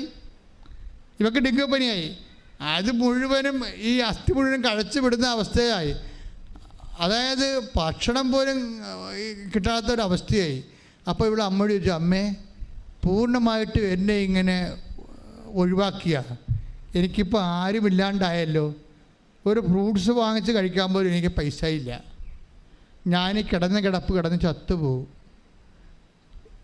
പക്ഷേ എന്താ നമ്മൾ ഉടമ്പടി എടുക്കുമ്പോഴുള്ള ഗുണമെന്ന് പറഞ്ഞാൽ, ഇങ്ങനെ കിടപ്പ് ചത്തുപോകുമെന്ന് പറയാൻ നമുക്കൊരാളുണ്ട്. പ്രീഡില്ലേ? നമ്മളെ ഇതുപോലെ പണ്ട് അവർക്ക് സംസാരിക്കാൻ പറ്റത്തില്ലായിരുന്നു, ആരുമില്ലല്ലോ സംസാരിക്കാൻ ഉറപ്പായിട്ട്. ഇന്നിപ്പോൾ ഉടമ്പടി എടുത്തു കഴിഞ്ഞപ്പോൾ അധികാരപൂർവ്വം അവകാശപൂർവ്വം അവർ സംസാരിക്കാൻ അവർക്ക് ആളുണ്ട്. രാത്രി അമ്മേ എൻ്റെ അവസ്ഥ കണ്ടില്ലേ എന്ന് ചോദിച്ച്, ഞാൻ ഇങ്ങനെ കിടന്ന് തീരുകയാണെന്ന് പറഞ്ഞില്ല, രാവിലെ എഴുന്നേറ്റ് ഇവിടെ കൂടായിട്ട് ജോലി ചെയ്യുകയാണ്. ഒരു 2-3 മണിക്കൂർ കഴിഞ്ഞപ്പോഴാണ് ഇവൾ ഓർത്തത്, എടാ എനിക്ക് ഡെങ്കുപ്പനി ആയിരുന്നില്ല എന്ന്. ആ രാത്രി ആ സംഭവം എടുത്ത് അമ്മ മാറ്റി, ആ രാത്രി തന്നെ. എന്ന് വെച്ച് കഴിഞ്ഞാൽ നമ്മൾ ഒരു പരീക്ഷണത്തിലൂടെ പോകുമ്പോൾ എപ്പോഴും കയ്യിരിക്കണം, ബാറ്റൺ പോകാം. നിങ്ങൾ ശീക്കരം ഓടാൻ നിങ്ങൾക്ക്, പക്ഷെ കൈയിരിക്കണ ബാറ്റൺ പോകാതിരിക്കാൻ നോക്കണം. ഇത് റിലേ കളിയാണ്. വിശ്വാസം ഒരു റിലേ റണ്ണാണ് ശരിക്കും പറഞ്ഞാൽ. അവിടുത്തെ മെയിൻ സംഭവം നിങ്ങളുടെ സ്പീഡ് മാത്രമല്ല, കൈയിരിക്കണ ബാറ്റനാണ്. ബാറ്റർ എന്താണ്? നിങ്ങളുടെ വിശ്വസ്തതയാണ്. ഉടമ്പടിയിലുള്ള ബാറ്റർ എന്ന് പറഞ്ഞാൽ എന്താണ്? വിശ്വസ്തതയാണ്. വിശ്വസ്തത തെറിപ്പിച്ച് കളയുന്ന രീതിയിലുള്ള പല അനുഭവങ്ങളും ദൈവം നമുക്ക് മനഃപൂർവ്വം തരുന്നത് യു ആർ ഇൻ ടെസ്റ്റിംഗ് ടൈമാണ്. ദൈവത്തിന് പണ്ട് മുതലുള്ള പരിപാടിയാണ്. യേശു ക്രിസ്തുവിനെ ആണെങ്കിൽ പോലും ദൈവം ടെസ്റ്റ് ചെയ്തേ എടുക്കത്തുള്ളൂ. മനസ്സിലായ? അല്ലെങ്കിൽ പിന്നെ കർത്താവിൻ്റെ മരുഭൂമിയുടെ പരീക്ഷ ദൈവത്തെ ഒഴിവാക്കാൻ പറ്റത്തില്ലേ? ഒഴിവാക്കത്തില്ല. ദൈവം സത്യമായത് കാരണം ഫേക്കായിട്ടുള്ള ഒരു ഫെയ്ത്ത്ഫുള്ളും എടുക്കത്തില്ല. അത് നീ ഓർത്തേക്കണം. ദൈവത്തിൻ്റെ കണ്ണിൽ പൊടിയിട്ടിട്ട് എന്തെങ്കിലും ദൈവത്തിന് എന്തെങ്കിലും പിണ്ണാക്ക് പുഴുക്കി കൊടുത്ത് നേർച്ച കൊടുത്തിട്ട് ദൈവത്തിൻ്റെ കണ്ണിൽ പൊടിയിട്ടിട്ട് നിൻ്റെ കാര്യം സാധിച്ചിട്ട് നിനക്ക് തോന്നിയ വാസം പടറക്കാലനായിട്ട് ജീവിക്കാമെന്ന് വിചാരിച്ചാൽ ഒറ്റ നടക്ക് പോകത്തില്ല. ഒരു ഫേക്ക് ഫെയ്ത്ത്ഫുള്ളിനെ ദൈവം അംഗീകരിക്കണില്ല. അതുകൊണ്ട് നീ ഫേക്ക് അല്ല എന്നുള്ളത് ദൈവതിരുസന്നിധിയിൽ സ്ഥാപിക്കാനുള്ള അവസരങ്ങൾ ദൈവം തരുന്നത് സഹനത്തിൻ്റെ രീതിയിലായിരിക്കും. പ്രാർത്ഥിക്കുക, കർത്താവ് ദൈവമേ, എൻ്റെ വിശ്വസ്തതയെ നീ ശോധന ചെയ്യുമ്പോൾ അന്തർജ്ഞാനത്താല് അത് മനസ്സിലാക്കി വിശ്വസ്തത കൈമോശം വരാതെ സൂക്ഷിച്ചുകൊണ്ട് ഉടമ്പടിയുടെ കൃപ പ്രാപിക്കാൻ എന്നെ സഹായിക്കണമേ. ജോബി ആന്റണിയെ അന്തർജ്ഞാനം എന്ന് ഞാൻ പറഞ്ഞില്ല, ആന്തരികമായ ജ്ഞാനം, ദൈവത്തിൻ്റെ അറിവ് കടന്നു വരുന്ന ഒരു മേഖലയാണ്. ഓരോരോ സമയത്തും എന്താണ് ചെയ്യേണ്ടതെന്ന് ദൈവം ഇങ്ങനെ മുഖത്ത് നോക്കി ഉപദേശിച്ചുകൊണ്ടിരിക്കും. അതുകൊണ്ടാണ് ഇവളോട് പറഞ്ഞത്, ഇവളിങ്ങനെ രാത്രി ഡെങ്കു വന്ന് ഡെലീരിയമായി കിടക്കുമ്പോൾ പറയും, അമ്മേ ഇപ്പം എല്ലാവരും കിടപ്പായിപ്പോയി, ഞാനും കിടപ്പായി, എനിക്ക് ഒരു വാപ്പിള പോലും മേടിച്ചു തരാൻ കാശുമില്ല, പോയി വാങ്ങിത്തരാൻ ആളുമില്ല, ഞാനിങ്ങനെ കിടന്ന് തരും, അമ്മ എന്താണ് പറയണത്? അപ്പം അമ്മ പറഞ്ഞ സംഭവം എന്താണെന്ന് പോലും അറിയാതെ രാവിലെ എഴുന്നേറ്റ് വരികയാണ്, നല്ല സൗഖ്യപ്പെട്ട് വരികയാണ്. ഇതെന്താ പ്രോബ്ലം എന്ന് വെച്ച് കഴിഞ്ഞാൽ ഈ വഴികളിൽ ഇപ്പം ഈ ജോബി ആൻ്റണി ചെയ്യണത് എന്താണ്? ജോബി ആൻ്റണി ഈ പ്രത്യേക സാഹചര്യത്തിൽ ഇതൊരു കേസ് സ്റ്റഡിയാണ്, കേസ് ഡയറിയാണ്. ഈ കേസ് ഡയറിയിൽ ഈ ഉടമ്പടി എന്ന് പറയുന്ന ഈ ഉടമ്പടി കാൻഡിഡേറ്റ് എന്താണ് ചെയ്യണത്? അവളിങ്ങനെ തകർന്ന് തരിപ്പണമായി കഴിയുമ്പോഴും അവരിൽ ആസന്ന മരണമായി കിടന്ന സംഭവത്തെ അവർ ഊതിക്കത്തിക്കും. ബൈബിൾ നിർദ്ദേശിക്കുന്ന ഒരു ടെക്നിക്കാണത്. അണയാൻ പോണ വിളക്ക് ആളിക്കത്തുമെന്ന് പറഞ്ഞ പോലെ ആളിക്കത്തിക്കാൻ പറയും. നിന്നിൽ ആസന്ന മരണമായതിനെ ആളിക്കത്തിക്കാൻ പറയും. ഇവളിൽ ആസന്ന മരണമായത് എന്താണ്? വിശ്വാസമാണ്. കാര്യം എന്താണ്? ഇവക്ക് തന്നെ ഡെങ്കുവായി, ഇവക്ക് വന്ന് പുറത്ത് പോയി ഇത്തിരി ഭക്ഷണം മേടിക്കാൻ കാശുമില്ല, അത് മേടിച്ച് കൊടുക്കാൻ ആളുമില്ലാത്ത രീതിയിൽ ഇവൾ സീറോ ആകുമ്പോഴും ഇവളിൽ ആസന്ന മരണമായതിനെ ഇവൾ ആളിക്കത്തിക്കുന്നുണ്ട്. എന്താണത്? അവളുടെ വിശ്വാസമാണത്. മനസ്സിലായില്ലേ? അത് വിശ്വാസം വിട്ട് കളിക്കാൻ അവൾ തയ്യാറല്ല. തീർന്നു എന്ന് പറയുമ്പോഴും ആ ഉടമ്പടിയിൽ ദൈവത്തോട് ചെയ്ത വിശ്വാസം വിട്ട് കളിക്കാൻ അവൾ തയ്യാറല്ല. അതുകൊണ്ടാണ് വെളിപാടിൻ്റെ പുസ്തകം പറയണത്. വെളിപാടിൻ്റെ പുസ്തകം എടുത്ത് 3:2 ശ്രുതികട്ടെ. വെളിപാടിൻ്റെ പുസ്തകം 3-ാം അധ്യായം 2-ാമത്തെ വാക്യം. ഉണരുക, നിന്നിൽ ആസന്ന മരണമായി അവശേഷിക്കുന്നതിനെ ഉത്തേജിപ്പിക്കുക. Praise the lord. ഇത് നമ്മുടെ ഒരു ഫോർമുലയാണ്. ഉടമ്പടി ഇരിക്കുന്ന ആൾക്കാർ ശ്രദ്ധിക്കേണ്ടതാണ്. എന്തെങ്കിലും തട്ടുകേട് പറ്റി ഡൗൺ ആയി കഴിഞ്ഞാൽ എന്ത് ചെയ്യണം? നമ്മളവിടെ കിടന്നപടി കിടക്കരുത്. എന്ത് ചെയ്യണം? ഉണരുക. പറഞ്ഞേ, ഉണരുക, നിന്നിൽ ആസന്ന മരണമായ. എന്താകാം അത്? അത് ചിലപ്പോൾ ആസന്ന മരണമായതിനെ എന്നാ പറഞ്ഞിട്ടുള്ളത്. അതെന്തും ആകാം. അത് വിശ്വാസമാകാം, ദൈവസ്നേഹമാകാം, ഇനി ഉടമ്പടി തന്നെയാകാം. ചില ഉടമ്പടി എടുത്തിട്ട് ആ പ്രത്യക്ഷയുടെ പ്രാർത്ഥന ചൊല്ലി മാത്രം ഉടമ്പടിയിലിരിക്കുന്ന ആൾക്കാരില്ലേ? ചെറിയ ഉടമ്പടി എടുക്കും, അവരെന്ത് ചെയ്യും? നമ്മുടെ അസ്ഥിയായിട്ട് കൊള്ളാത്ത പണിയൊക്കെ ചെയ്യും. അസ്ഥിയായിട്ട് കൊള്ളാത്ത എന്താണ്? ആ തേനെടുത്ത് കുടിക്കും. ഉടമ്പടി തേനില്ലേ? ഒന്നുമില്ലെങ്കിൽ ഇല്ലാത്ത തേനും മധുരമായതിന് വരച്ച് കുടിച്ചുകൊണ്ട് അവിടെ ഇരിക്കും. എന്നിട്ട് 2 പ്രത്യക്ഷ പ്രാർത്ഥന, 2 കവള പ്രത്യക്ഷ പ്രാർത്ഥന അടിച്ചുകൊണ്ടിരിക്കും. ഇതൊന്നും ഉടമ്പടി വിഹിതമല്ല. കർത്താവ് എന്താ പറഞ്ഞിരിക്കണത്? 3:2 തിരിച്ചു വായിച്ച്, നിൻ്റെ പ്രവൃത്തികളെ നിന്റെ പ്രവർത്തികൾ വായിച്ച് 3:2 വായിച്ച് താഴേക്ക് വായിച്ച്. എന്തെന്നാൽ എന്റെ ദൈവത്തിന്റെ മുൻപിൽ നിന്റെ പ്രവൃത്തികൾ പൂർണ്ണമായും നിർവഹിക്കപ്പെട്ടതായി ഞാൻ കാണുന്നില്ല. കുറെ അണ്ണന്മാരുടെ പത്രം ഇപ്പോഴും അലമാരയുടെ തിരിപ്പില്ല, അതാണ് ഈ പറയണത്. മനസ്സിലായില്ലേ? കുറേ അണ്ണന്മാർ പത്രം കൊണ്ടുപോയി പള്ളിയുടെ വാതിക്കിട്ട്. ഞാൻ ഇന്ന് കഴിഞ്ഞ ദിവസം എനിക്ക് മാന്നാർ പോകേണ്ട ഒരു ആവശ്യമുണ്ടായിരുന്നു. അപ്പോൾ അവിടുത്തെ കുറച്ച് തീർത്ഥാടന പള്ളികളിലൊക്കെ പോയപ്പോൾ എല്ലാ പള്ളിയുടെ വാതിക്കലും കൃപാസന പത്രം ഇരിപ്പുണ്ട്. ആരുടെ മടിച്ചുകൾ കൊണ്ടുവന്ന് ഇട്ടച്ചും പോയതാണേ. എന്നിട്ട് അവിടെ നിന്ന് പെറുക്കി വേറെ ചില ആൾക്കാർ പെറുക്കിയെടുത്ത് ആൾക്കാർക്ക് കൊടുക്കുന്നുണ്ട്. നോക്കിയേ, നിന്റെ പ്രവർത്തികൾ വായിച്ച ഒന്നും വായിച്ചേ.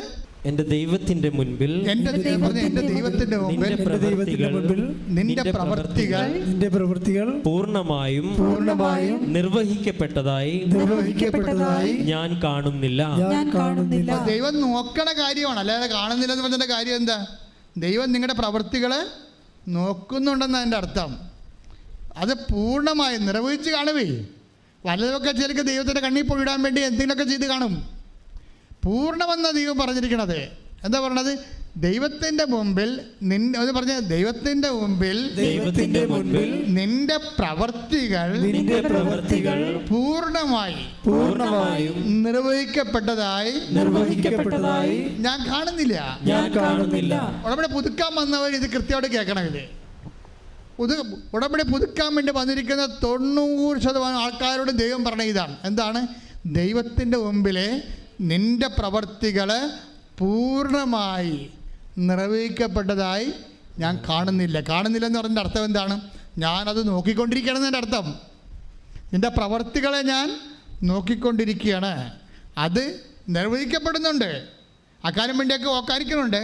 പക്ഷെ അത് പൂർണ്ണമായി സത്യസന്ധമായി അത് ചെയ്യണമല്ലോ, ഉടമ്പടി എടുത്തതല്ലേ എന്ന് വിചാരിച്ചുകൊണ്ട് എന്തെങ്കിലും കാട്ടിക്കൂട്ടി ഒപ്പിച്ചുണ്ടാക്കുന്ന രീതിയിലുള്ള ഒരു ഉഡായിപ്പ് പരിപാടിയാണ് നിന്റെ പ്രവൃത്തിയിലുള്ളത്.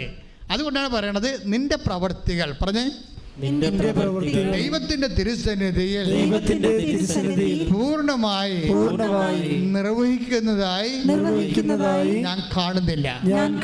കർത്താവേ, പ്രവർത്തികള് അങ്ങയുടെ തിരുസന്നിധിയിൽ പൂർണ്ണമായി നിർവഹിക്കാൻ എനിക്ക് പ്രത്യേക അഭിഷേകം നൽകണം. ശ്രുതികടെ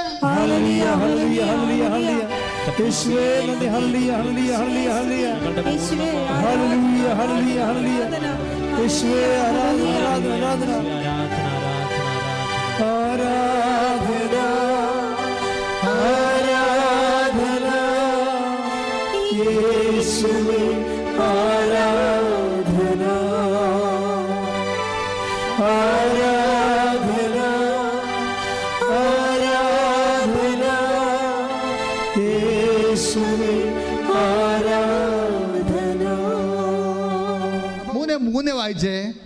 അതുകൊണ്ട് നീ സ്വീകരിച്ചതും കേട്ടതും എന്തെന്നനുസ്മരിച്ച് അത് കാത്തു സൂക്ഷിക്കുകയും അനുദപിക്കുകയും ചെയ്യുക. ഒരു വീഴ്ച വന്നു പോയാൽ,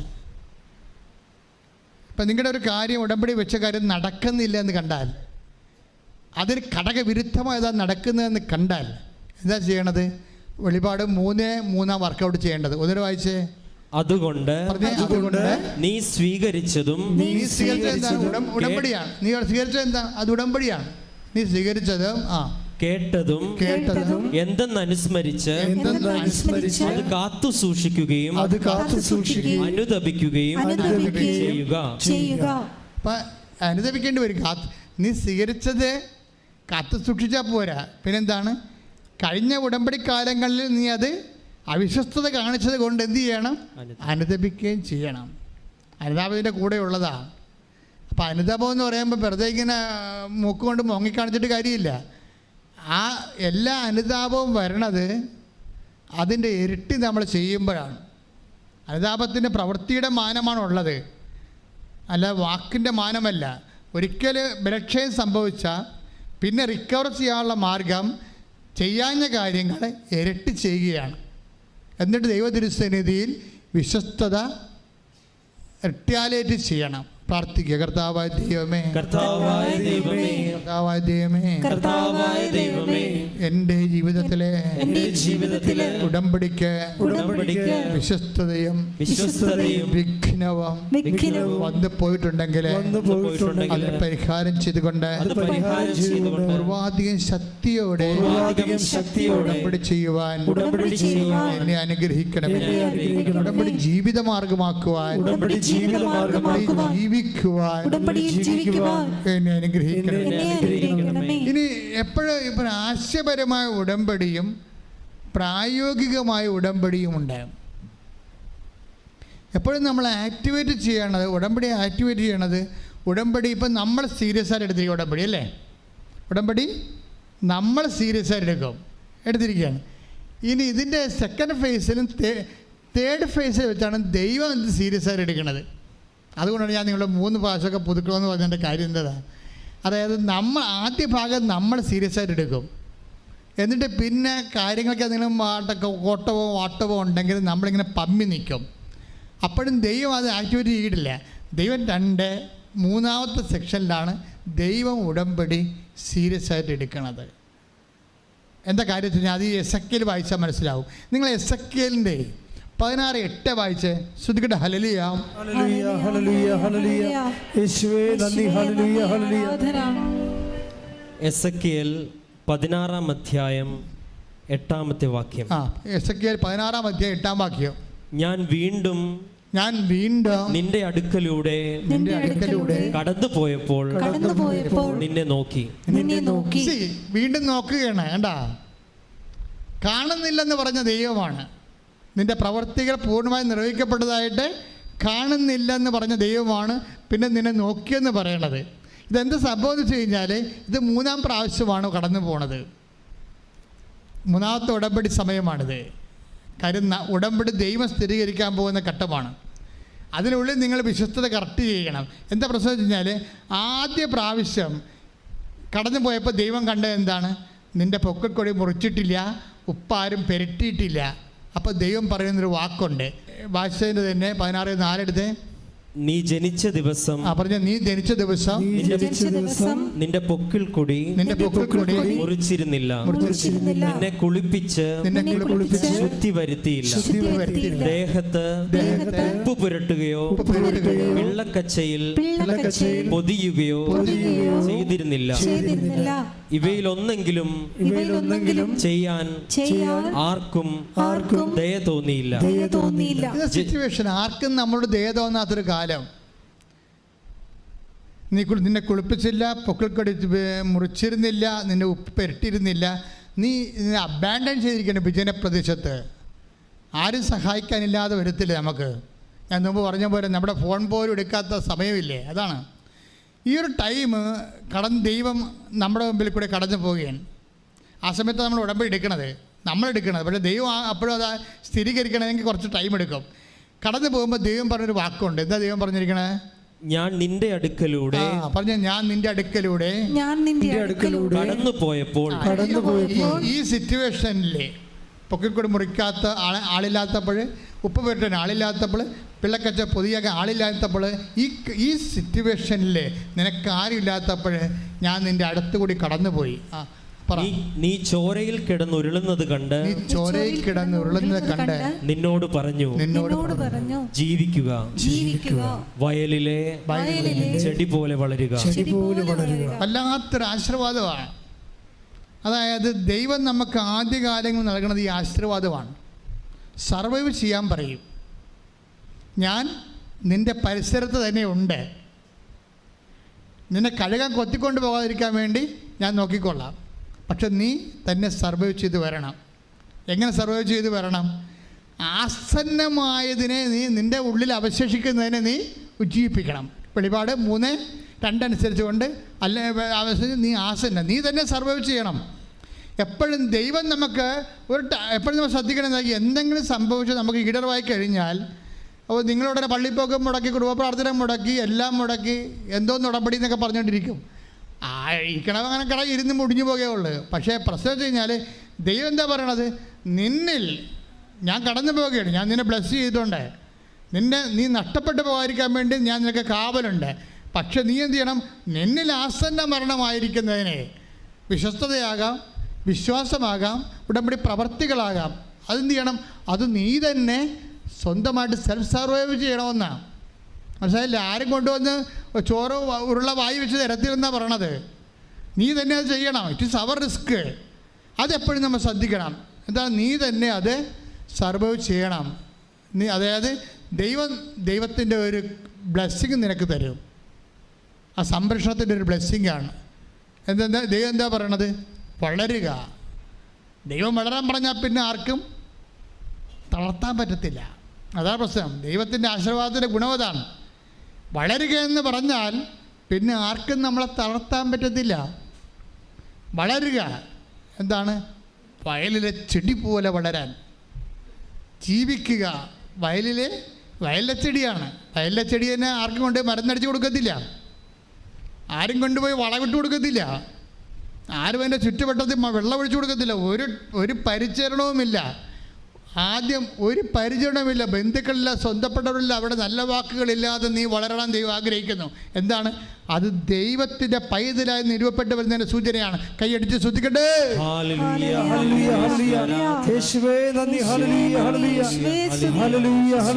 ആധ്യാത്മിക ജീവിതത്തിലും ഉടമ്പടി ജീവിതത്തിൻ്റെ ഒരു അനുഭവ പരിച്ഛേദമാണിത്. ശരിക്കും ഈ സിറ്റുവേഷനിലൂടെ എല്ലാം വിശ്വസ്തനായ സത്യസന്ധയായ ഉടമ്പടി ദൈവ പൈതൽ കടന്നു പോകും. കാര്യം എന്താണ്? ദൈവം നമുക്കൊരു ആശീർവാദം നൽകുകയാണ്. ദൈവം ആശീർവാദം നൽകിയാൽ എന്ത് സംഭവിക്കും? ജീവിക്കുക. എന്താ പറയുക? ജീവിക്കുക എന്ന് വെച്ചതിൻ്റെ അർത്ഥം നിന്നെ ആരും കൊല്ലുകയില്ലെന്ന്. മനസ്സിലായില്ലേ? കടമോ രോഗമോ നിന്നെ കൊല്ലത്തില്ല. കാര്യം എന്താണ്? ജീവിക്കാനുള്ള ആശീർവാദം ഞാൻ നിനക്ക് തന്നിരിക്കുന്നു. കൈയടിച്ച് ശ്രദ്ധിക്കട്ടെ.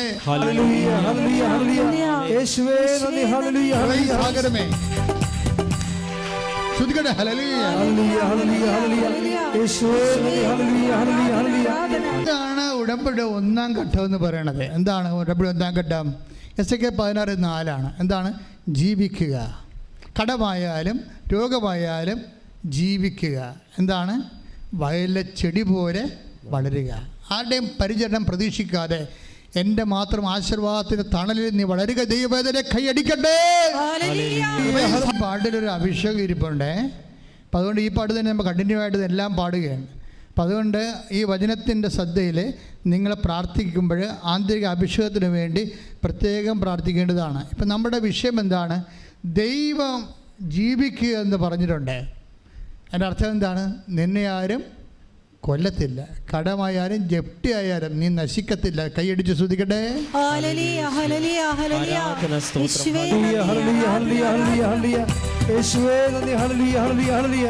രണ്ടാം ഘട്ടം നമുക്ക് വായിക്കാം. രണ്ടാം ഘട്ടം എസ്.കെ 16:4 ഒന്നാം ഘട്ടം.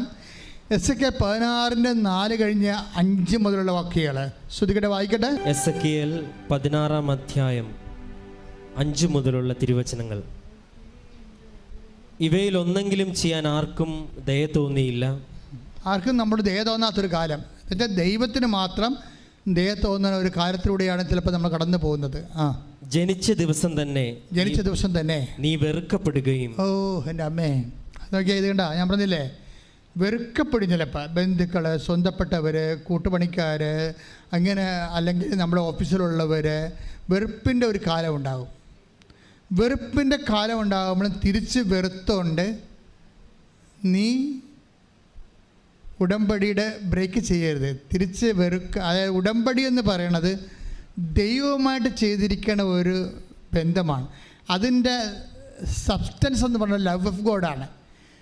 ദൈവ സ്നേഹത്തിനെ ഇപ്പം നിന്നെ വെറുക്കാം. ഇപ്പം നമുക്കറിയാമല്ലോ, ഇപ്പം ഈശോയെ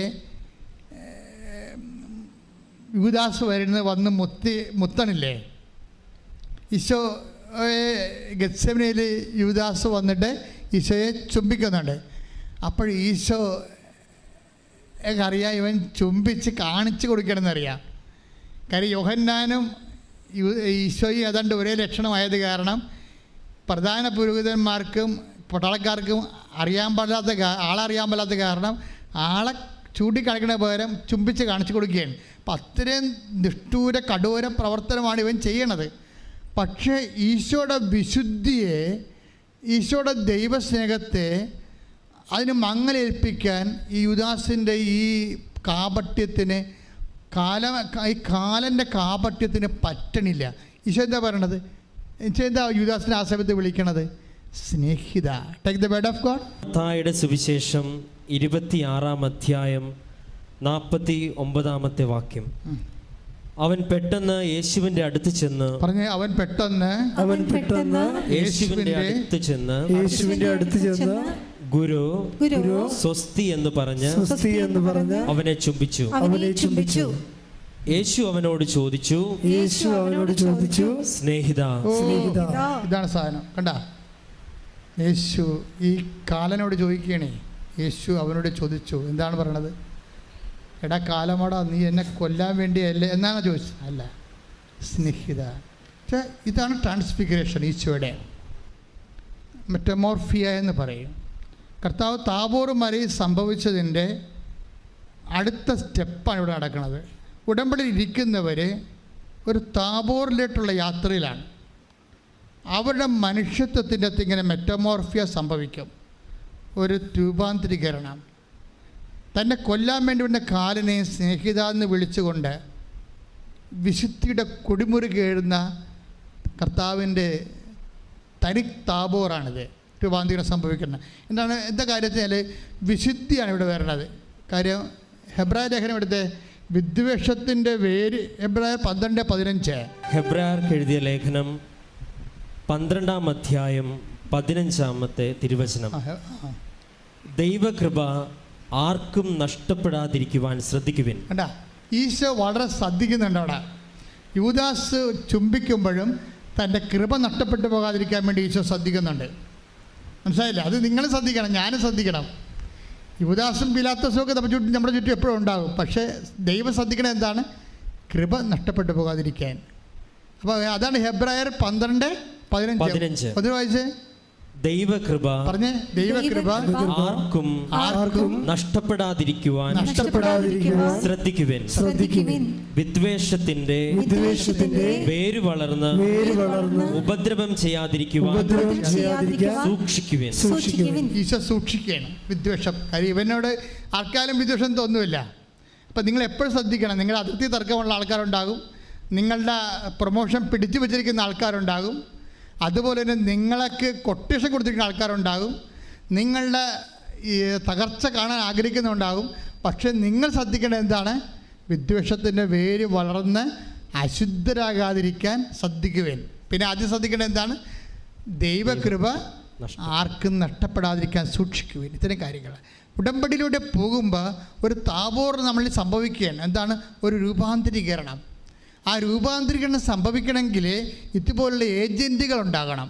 യൂദാസ്, പിലാത്തോസ്, അങ്ങനെ കുറേ ഏജൻറ്റുകളില്ലേ? അവരെ നമ്മുടെ ശത്രുക്കളെ കൃപയുടെ ഏജൻറ്റായിട്ട് കണ്ടാൽ മതി. മനസ്സിലായി? Your enemies and opposite counter part are only the promoters and agents of your grace. കൈയടിച്ച് കർത്താവ്.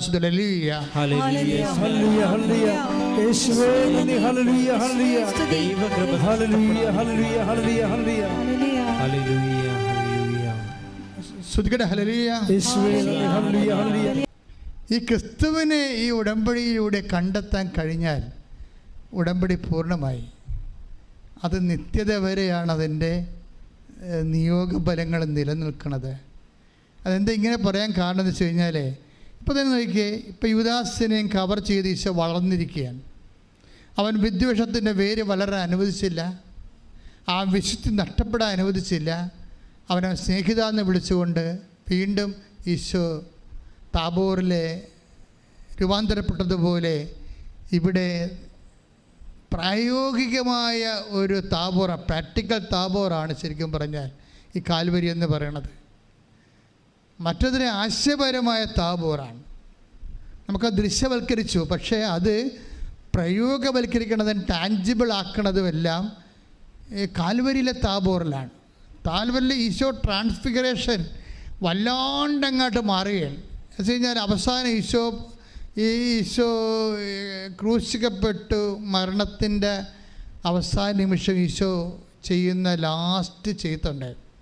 ഇത് പറയും, ഈ കൂടെ തന്നെ കൊല്ലാൻ വേണ്ടി കൂട്ടുനിന്നവരെ കൂടി സ്വർഗത്തിലേക്ക് തൻ്റെ കൂടെ കൊണ്ടുപോകാനുള്ള മാർഗങ്ങൾ അന്വേഷിക്കുന്ന ഈശോ. That is Christ. അതാണ് ക്രിസ്തു. ഇത് വളരെ തന്ത്രപരമായിട്ട് പഠിച്ചെടുക്കേണ്ട ഒരു പാഠമാണ്. ക്രിസ്തു ഒരു ഉടമ്പടിയിലൂടെ പോവുകയാണ്. ഉടമ്പടിയുടെ വിശ്വസ്തത ബ്രേക്ക് ചെയ്യാൻ ഒത്തിരിയേറെ അവസരങ്ങൾ വന്നിട്ട് അതിനെയൊക്കെ കവർ ചെയ്തുകൊണ്ട് ഈശോ കുരിശിൽ നിൽക്കുമ്പോൾ പിതാവിൻ്റെ തിരുമനസ്സിനോട് വിശ്വസ്തത പാലിച്ചുകൊണ്ട് ഉടമ്പടിയുടെ അവസാനത്തെ നിയോഗം നിറവേറ്റാൻ വേണ്ടി വിനാഴിക മാത്രം ബാക്കി നിൽക്കുമ്പോൾ യേശുവിൻ്റെ മനസ്സിൽ വരണേ എന്താണെന്നറിയാവോ? 2 കള്ളന്മാർ മാത്രമല്ലേ ഇവിടെ ഉള്ളു, ബാക്കിയെല്ലാം അമ്മയും അപ്പോസ്തലന്മാരും ഒഴിച്ച് ബാക്കിയെല്ലാം കള്ളന്മാരാണ്. എന്താ കാര്യം? പക്ഷേ ഇവർക്ക് വേണ്ടി കൂടിയല്ല ഈശോ മരിച്ചത്, അല്ല ഇവരെ ഒഴിവാക്കിയിട്ടല്ല ഈശോ മരിച്ചത്, ഇവരുടെ കൂടെ ആത്മരക്ഷയ്ക്ക് വേണ്ടിയാണ് ഈശോ മരിച്ചത്. അതുകൊണ്ട് ഈശോ കരയും. ശരിക്കും അവൻ ജെറുസലേം പട്ടണത്തിൽ കരഞ്ഞതുപോലെയാണ് കുരിശിൽ കിടന്ന് കരയണത്. ജെറുസലേം പട്ടണത്തിൽ കരഞ്ഞത്, ഇനി എനിക്ക് ഭൂമിയിലൊരു മനുഷ്യ അവതാരമില്ലല്ലോ അപ്പാ,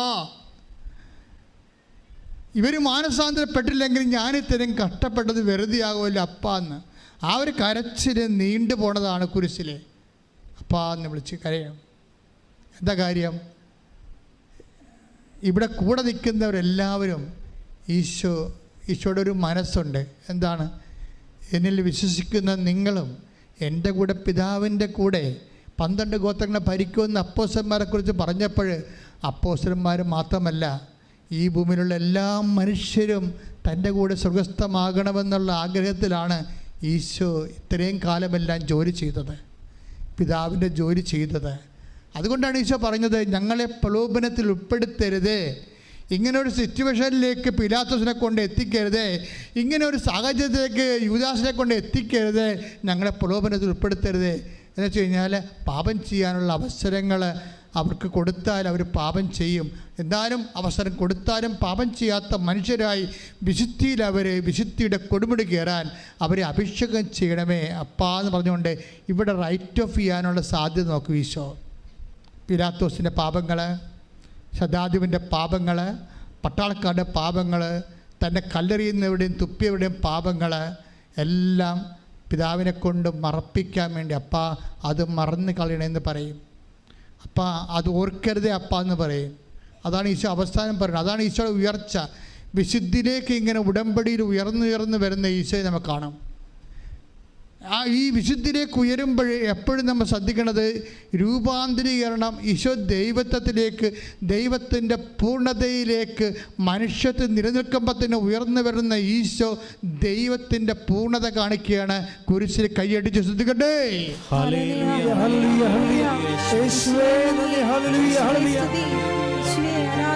ബന്ധുക്കളും ശ്രദ്ധിക്കട്ടെ. ഹല്ലേലൂയ. ഈശോ പറയണത്, പിതാവേ എൻ്റെ അവസാനം 23:34. യേശു പറഞ്ഞു പിതാവേ അവരോട് ക്ഷമിക്കണമേ, അവർ ചെയ്യുന്നതെന്തെന്ന് അവർ അറിയുന്നില്ല. അവസാനത്തെ രൂപാന്തരീകരണമാണിത്. ഇതിനേക്കാൾ വലിയ ഒരു മനുഷ്യന് ദൈവത്തിലേക്കുള്ള ആ ലിങ്കിൻ്റെ ലാസ്റ്റ് പോയിന്റ് വന്ന് നിൽക്കുകയാണ്. എന്താണ്? തന്നെ കുത്തി മുറിവേൽപ്പിച്ച് തന്നെ ഒരു കുരവ് ചോരക്കട്ടിയാക്കി മാറ്റിയ വ്യക്തികളോട് ആ സ്പോട്ടിൽ അവിടെ കൂടെ ആത്മരക്ഷയ്ക്ക് ഗ്യാരണ്ടി കൊടുത്തുകൊണ്ടാണ് ഈശോ ആത്മാവിനെ സമർപ്പിച്ചുകൊണ്ട് സ്നേഹത്തിൻ്റെ ദൈവസ്നേഹത്തിൻ്റെ ചക്രവർത്തിയായി കുരിശാകുന്ന സിംഹാസനത്തിൽ അവൻ ആധിപത്യം നൽകും. അതാണ് സ്വർഗസ്ഥനായ പിതാവിൻ്റെ ഈ ഈശോയാണ് അധികാരിയായിട്ട് വീണ്ടും വരുന്നത് നമ്മളെ വിധിക്കാൻ. അതായത് ക്രിസ്തുവിലേക്കുള്ളൊരു വളർച്ചയാണ് ഉടമ്പടിയുടെ ആത്യന്തികമായ ആത്മീയ ലക്ഷ്യമെന്ന് പറയണത്. ഞാൻ ഇത് ഇങ്ങനെ പറയാൻ കാണുമെന്ന് ചോദിച്ചു കഴിഞ്ഞാൽ, അതായത് നമ്മൾ ഉടമ്പടിയിൽ ഒത്തിരിയേറെ വിഷയങ്ങൾ നമ്മുടെ നിയോഗങ്ങൾ വെക്കുന്നുണ്ട്. അതിൻ്റെ ഫസ്റ്റ് ഫേസാണ്. സെക്കൻഡ് ഫേസിൽ വീണ്ടും നമ്മുടെ ദാരുണമായ അവസ്ഥയുടെ അരികിൽ കൂടി ദൈവം കടന്നു പോകുന്നുണ്ട്. സെക്കൻഡ് ഫേസിൽ ഉടമ്പടിയുടെ എസെക്കിയേൽ 16:6 വായിച്ചോളൂ.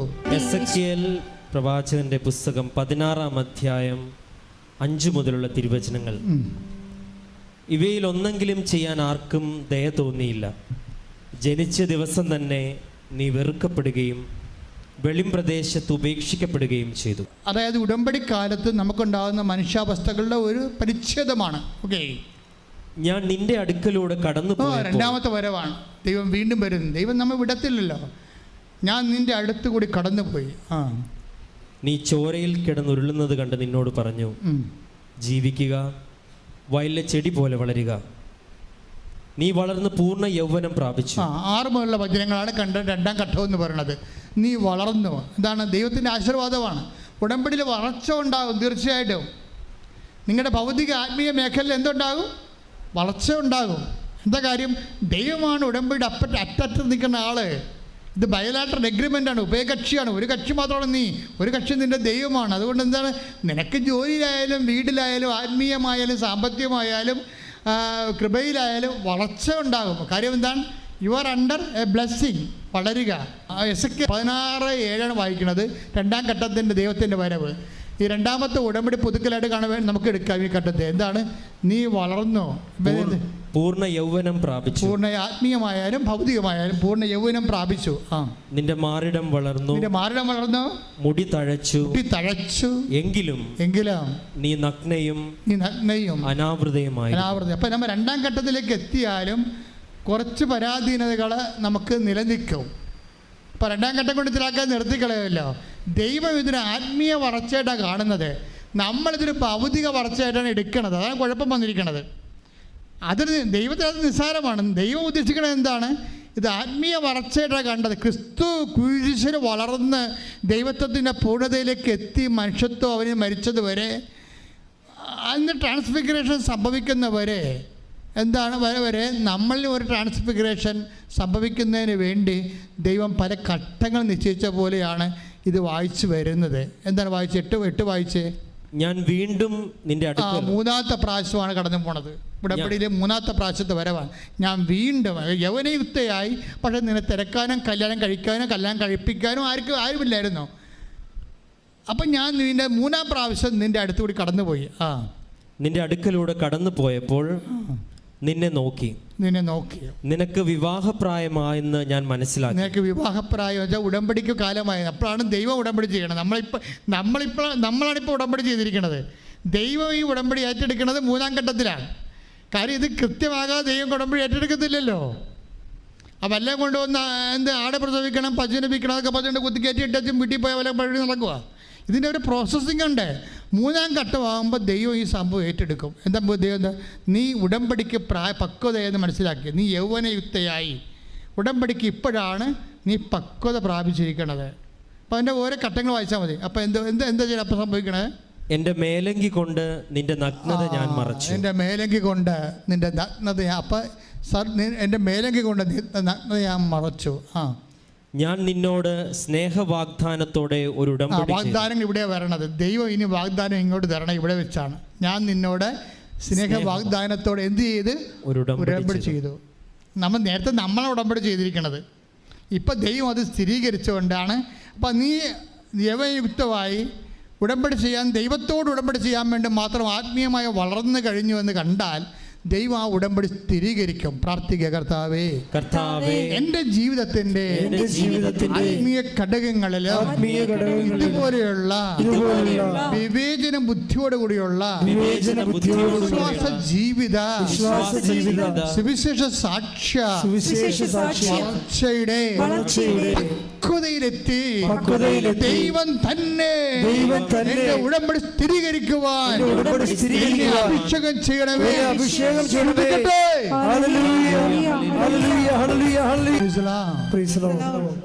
വചനത്തിൻ്റെ അഭിഷേകത്തിലാണ് നമ്മൾ ഇപ്പോൾ ഒത്തിരിയേറെ വിടുതലും രോഗസൗഖ്യവും ജീവിത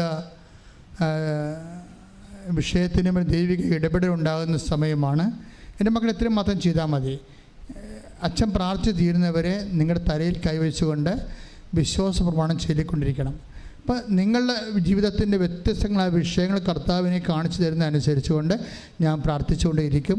വിശ്വപ്രമാണം അറിയാൻ പറ്റാത്തവർ ഇടിമുഴക്കുമ്പോൾ സ്തുതിച്ചുകൊണ്ടിരിക്കണം. ശ്രുതിക്കട്ടെ, വിശ്വപ്രമാണം ചൊല്ലട്ടെ.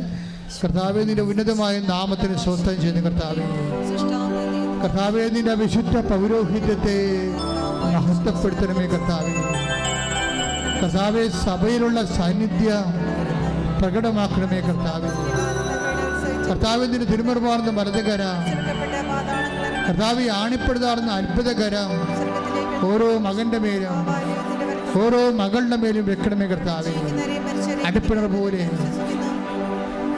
ആഘാതം പോലെ ദൈവിക ശക്തി ഉച്ചമുതൽ ഉള്ളംകാല് വരെ എല്ലാ കൊശങ്ങളിലും ടെസ്റ്റുകളിലും ഇടിമിന്നലെ പോലെ പ്രസരിക്കട്ടെ. യേശുവിന്റെ നാമത്തിൽ മാരകരോഗങ്ങള്, യേശുവിന്റെ നാമത്തിൽ മാരകരോഗങ്ങള്, യേശുവിന്റെ നാമത്തിൽ മാരകരോഗങ്ങൾ മാറിപ്പോകട്ടെ. ശ്രുതിക്കട്ടെ.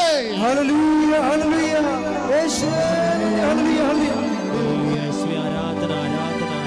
പണ്ട് രോഗങ്ങള്, എപ്പിലെപ്സി രോഗങ്ങള്, ഓട്ടിസം രോഗങ്ങള്, ഹൃദയത്തിൻ്റെ ദോരങ്ങള്, നടുവല്ല കശേരികൾ തെറ്റിയിരിക്കുന്ന അവസ്ഥകള്, ജനിതകമായ വൈകല്യങ്ങളുള്ളവര്, അവരെല്ലാവർക്കും വേണ്ടി പ്രാർത്ഥിക്കുന്ന സമയമാണ്. നെഞ്ചിനെ കർത്താവ് കാണിക്കുന്നുണ്ട്. ശ്വാസകോശം ചുരുങ്ങുന്നവര്, വാരിപ്പറ്റ് ബലക്ഷമായിരിക്കുന്നവര്, അപകടത്തെ വാലിപ്പറ്റ് ഒടുങ്ങിപ്പോയവര്, അവരെല്ലാവരും ഈശോ കാണിക്കുന്നുണ്ട്. പ്രാർത്ഥനയിലൂടെ നമുക്ക് അവർക്ക് വേണ്ടി പ്രാർത്ഥിക്കാം. ഹൃദയത്തെ കാണിക്കുന്നുണ്ട്. കരളിന് വേണ്ടി പ്രാർത്ഥിക്കാം, ഗർഭാശയത്തിന് വേണ്ടി പ്രാർത്ഥിക്കാം, ഉദരാശയത്തിന് വേണ്ടി പ്രാർത്ഥിക്കാം, കിഡ്നികൾക്ക് വേണ്ടി പ്രാർത്ഥിക്കാം, അതുപോലെ തന്നെ പാൻക്രിയാസിന് വേണ്ടി പ്രാർത്ഥിക്കാം. എല്ലാ മേഖലകളിലും സന്ധിബന്ധങ്ങളിലും ഇടിമുഴക്കം പോലെ ശ്രദ്ധിക്കട്ടെ, ഇടിമുഴക്കം പോലെ ശ്രദ്ധിക്കട്ടെ. എന്റെ കർത്താവിന്റെ ഉന്നതമായ നാമത്തില്, സഭയുടെ അധികാരത്തില് 38 വർഷം ഞാൻ അർപ്പിച്ച കൃപാനയുടെ യോഗ്യതയാൽ, കൃപാസാൽത്താരെ ജീവനോടെ പ്രത്യക്ഷപ്പെട്ട മാതാവിന്റെ മധ്യസ്ഥത്തില് ഈ കാലങ്ങളിൽ നടന്നിട്ടുള്ള ആരാധന ശക്തിയാൽ യേശു ക്രിസ്തുവിന്റെ നാമത്തില് മാർഗരോഗങ്ങള്, തീരാവേദനകള്, ജീവദുരിതങ്ങള് യേശുവിന്റെ നാമത്തില്, യേശുവിന്റെ നാമത്തില്, യേശുവിന്റെ നാമത്തില്, യേശുവിന്റെ നാമത്തില് മാറിപ്പോകട്ടെ. ശ്രദ്ധിക്കട്ടെ. ഹല്ലേലൂയ, ഹല്ലേലൂയ. കൈ നെഞ്ചത്ത് വെക്കണം. ഇപ്പം ജോലി ഇല്ലാത്തവർക്ക്, വരുമാനം മുട്ടിപ്പോയവർക്ക്, യാത്ര മുടങ്ങിപ്പോയവർക്ക്, മെഡിക്കൽ ടെസ്റ്റിന് പരാജയപ്പെട്ടവർക്ക്, പരീക്ഷകളുടെ റിസൾട്ട് പ്രതീക്ഷിക്കുന്നവർക്ക്, വസ്തു വിൽക്കാൻ പറ്റാതിരിക്കുന്നവർക്ക്, വീടില്ലാത്തവർക്ക്, വഴിയില്ലാത്തവർക്ക്, സാമ്പത്തിക മേഖല തകർച്ചയുള്ളവർക്ക്, വിവാഹം പിരിഞ്ഞ് ജീവിക്കുന്നവർക്ക്, ലഹരിയുടെയും മദ്യപാനത്തെ ആസക്തിയിൽ വിഷമിക്കുന്നവർക്ക്, വലിയ കടങ്ങളിലും കേസുകളിലും പെട്ട് വിഷമിക്കുന്നവർക്ക്, ഇന്ത്യയിലാകപ്പെട്ട് വിടുതലിന് വേണ്ടി പ്രാർത്ഥിക്കട്ടെ. ശ്രദ്ധിക്കട്ടെ, ശ്രദ്ധിക്കട്ടെ. ഹല്ലേലൂയ, ഹല്ലേലൂയ. എന്റെ കർത്താവിന്റെ ഉന്നതമായ നാമത്തില്, സഭയുടെ അധികാരത്തില് 38 വർഷം അർപ്പിച്ച കൃപാന യോഗ്യതയാൽ, കൃപാസാൽത്താരെ ജീവന്റെ പ്രത്യക്ഷയുടെ മാതാവിന്റെ മധ്യസ്ഥത്തിൽ യേശുക്രിസ്തു ഉന്നതമായ നാമത്തിൽ ജീവിതദുരിതങ്ങള്, ജീവിത തടസ്സങ്ങള് യേശുവിന്റെ നാമത്തിൽ മാറിപ്പോകട്ടെ. ശ്രദ്ധിക്കട്ടെ. ഹല്ലേലൂയ, ഹല്ലേലൂയ, യേശുവേ, ഹല്ലേലൂയ, ഹല്ലേലൂയ, ഹല്ലേലൂയ. മുട്ടനിക്കുക, മൗനമായി പ്രാർത്ഥിക്കുക. എന്തെങ്കിലും വിഷയം അച്ഛൻ വിട്ടുപോയിട്ടുണ്ടെങ്കിൽ മൗനമായി പ്രാർത്ഥിക്കുക.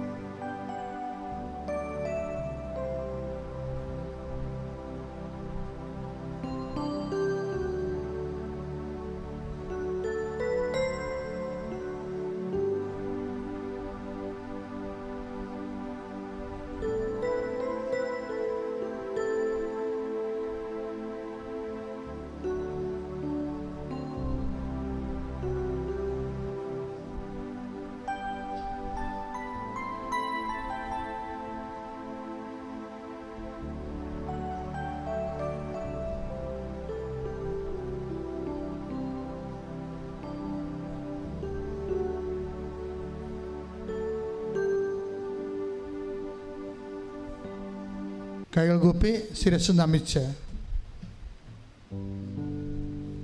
ആരാധന ആശീർവാദം സ്വീകരിക്കുക. ഇന്ന് ഉടമ്പടി ആരാധനയിൽ കേട്ട എല്ലാ വചന സന്ദേശങ്ങളും ഉൾക്കൊണ്ടുകൊണ്ട് ജീവിക്കുക, വയലിലെ ചെടി പോലെ വളരുക എന്നുള്ള കർത്താവിൻ്റെ വലിയ വാഗ്ദാനത്തിൻ്റെ അഭിഷേകത്താൽ ഉടമ്പടിയിൽ അതിജീവനത്തിൻ്റെ അഭിഷേകം ലഭിക്കുവാൻ നമുക്ക് പ്രാർത്ഥിക്കാം. നമ്മളിൽ ആസന്ന മരണമായിരിക്കുന്ന നന്മയുടെ അംശങ്ങളെ ഉത്തേജിപ്പിക്കുവാൻ, ജ്വലിപ്പിക്കുവാൻ പ്രത്യേക അഭിഷേകത്തിനു വേണ്ടി നമുക്ക് പ്രാർത്ഥിക്കാം. വിശുദ്ധിയുടെ കൊടുമുടിയിലേക്കുള്ള നമ്മുടെ യാത്രയിൽ നമ്മൾക്കുണ്ടാകുന്ന ബുദ്ധിമുട്ടുകളെല്ലാം കൃപയുടെ ടാപ്പിംഗ് ടൈമാണെന്നുള്ള വലിയൊരു ബോധ്യവും അത് തിരിച്ചറിയുവാനുള്ള അഭിഷേകത്തിൻ്റെ നയനങ്ങളും തുറക്കുവാൻ ഇടവരുത്തണമേ എന്ന് നമുക്ക് പ്രാർത്ഥിക്കാം. നമ്മളോട് ജീവിക്കാൻ പറയുന്ന കർത്താവ് നമ്മുടെ ഉടമ്പടി ഏറ്റെടുത്ത് നമുക്കാവശ്യമായതെല്ലാം നൽകി നമ്മളെ വിരുന്നിന് വേണ്ടി ഒരുക്കുമ്പോഴേക്കും നിത്യജീവൻ്റെ വലിയ ലക്ഷ്യം വെച്ചുള്ള നമ്മുടെ ഉടമ്പടി യാത്രയിൽ ഈ ആരാധനയുടെ നിമിഷങ്ങളിൽ ദൈവികമായി വെളിപ്പെടുത്തലുകൾ നൽകിയതിനെ ഓർത്ത് നമുക്ക് ദൈവത്തിന് നന്ദി പറയുകയും, കർത്താവേ, അങ്ങ് ഞങ്ങളുടെ മുൻപിൽ സന്നിഹിതനായിരിക്കുന്ന അങ്ങയുടെ സാന്നിധ്യം ഞങ്ങൾ അനുഭവിക്കുവാൻ ഞങ്ങളെ ശക്തരാക്കണമെന്നും പ്രാർത്ഥിച്ചുകൊണ്ട് ശിരസ് കുമ്പിട്ട് നമുക്ക് ആരാധനയുടെ ആശീർവാദം സ്വീകരിക്കാം. പരിശുദ്ധ പരമമാ ദിവ്യകാരുണ്യമേ, എന്നുമെന്നും അങ്ങേയ്ക്കാരാധന. പരിശുദ്ധ പരമമാ ദിവ്യകാരുണ്യമേ, എന്നുമെന്നും അങ്ങേയ്ക്കാരാധന. പരിശുദ്ധ പരമ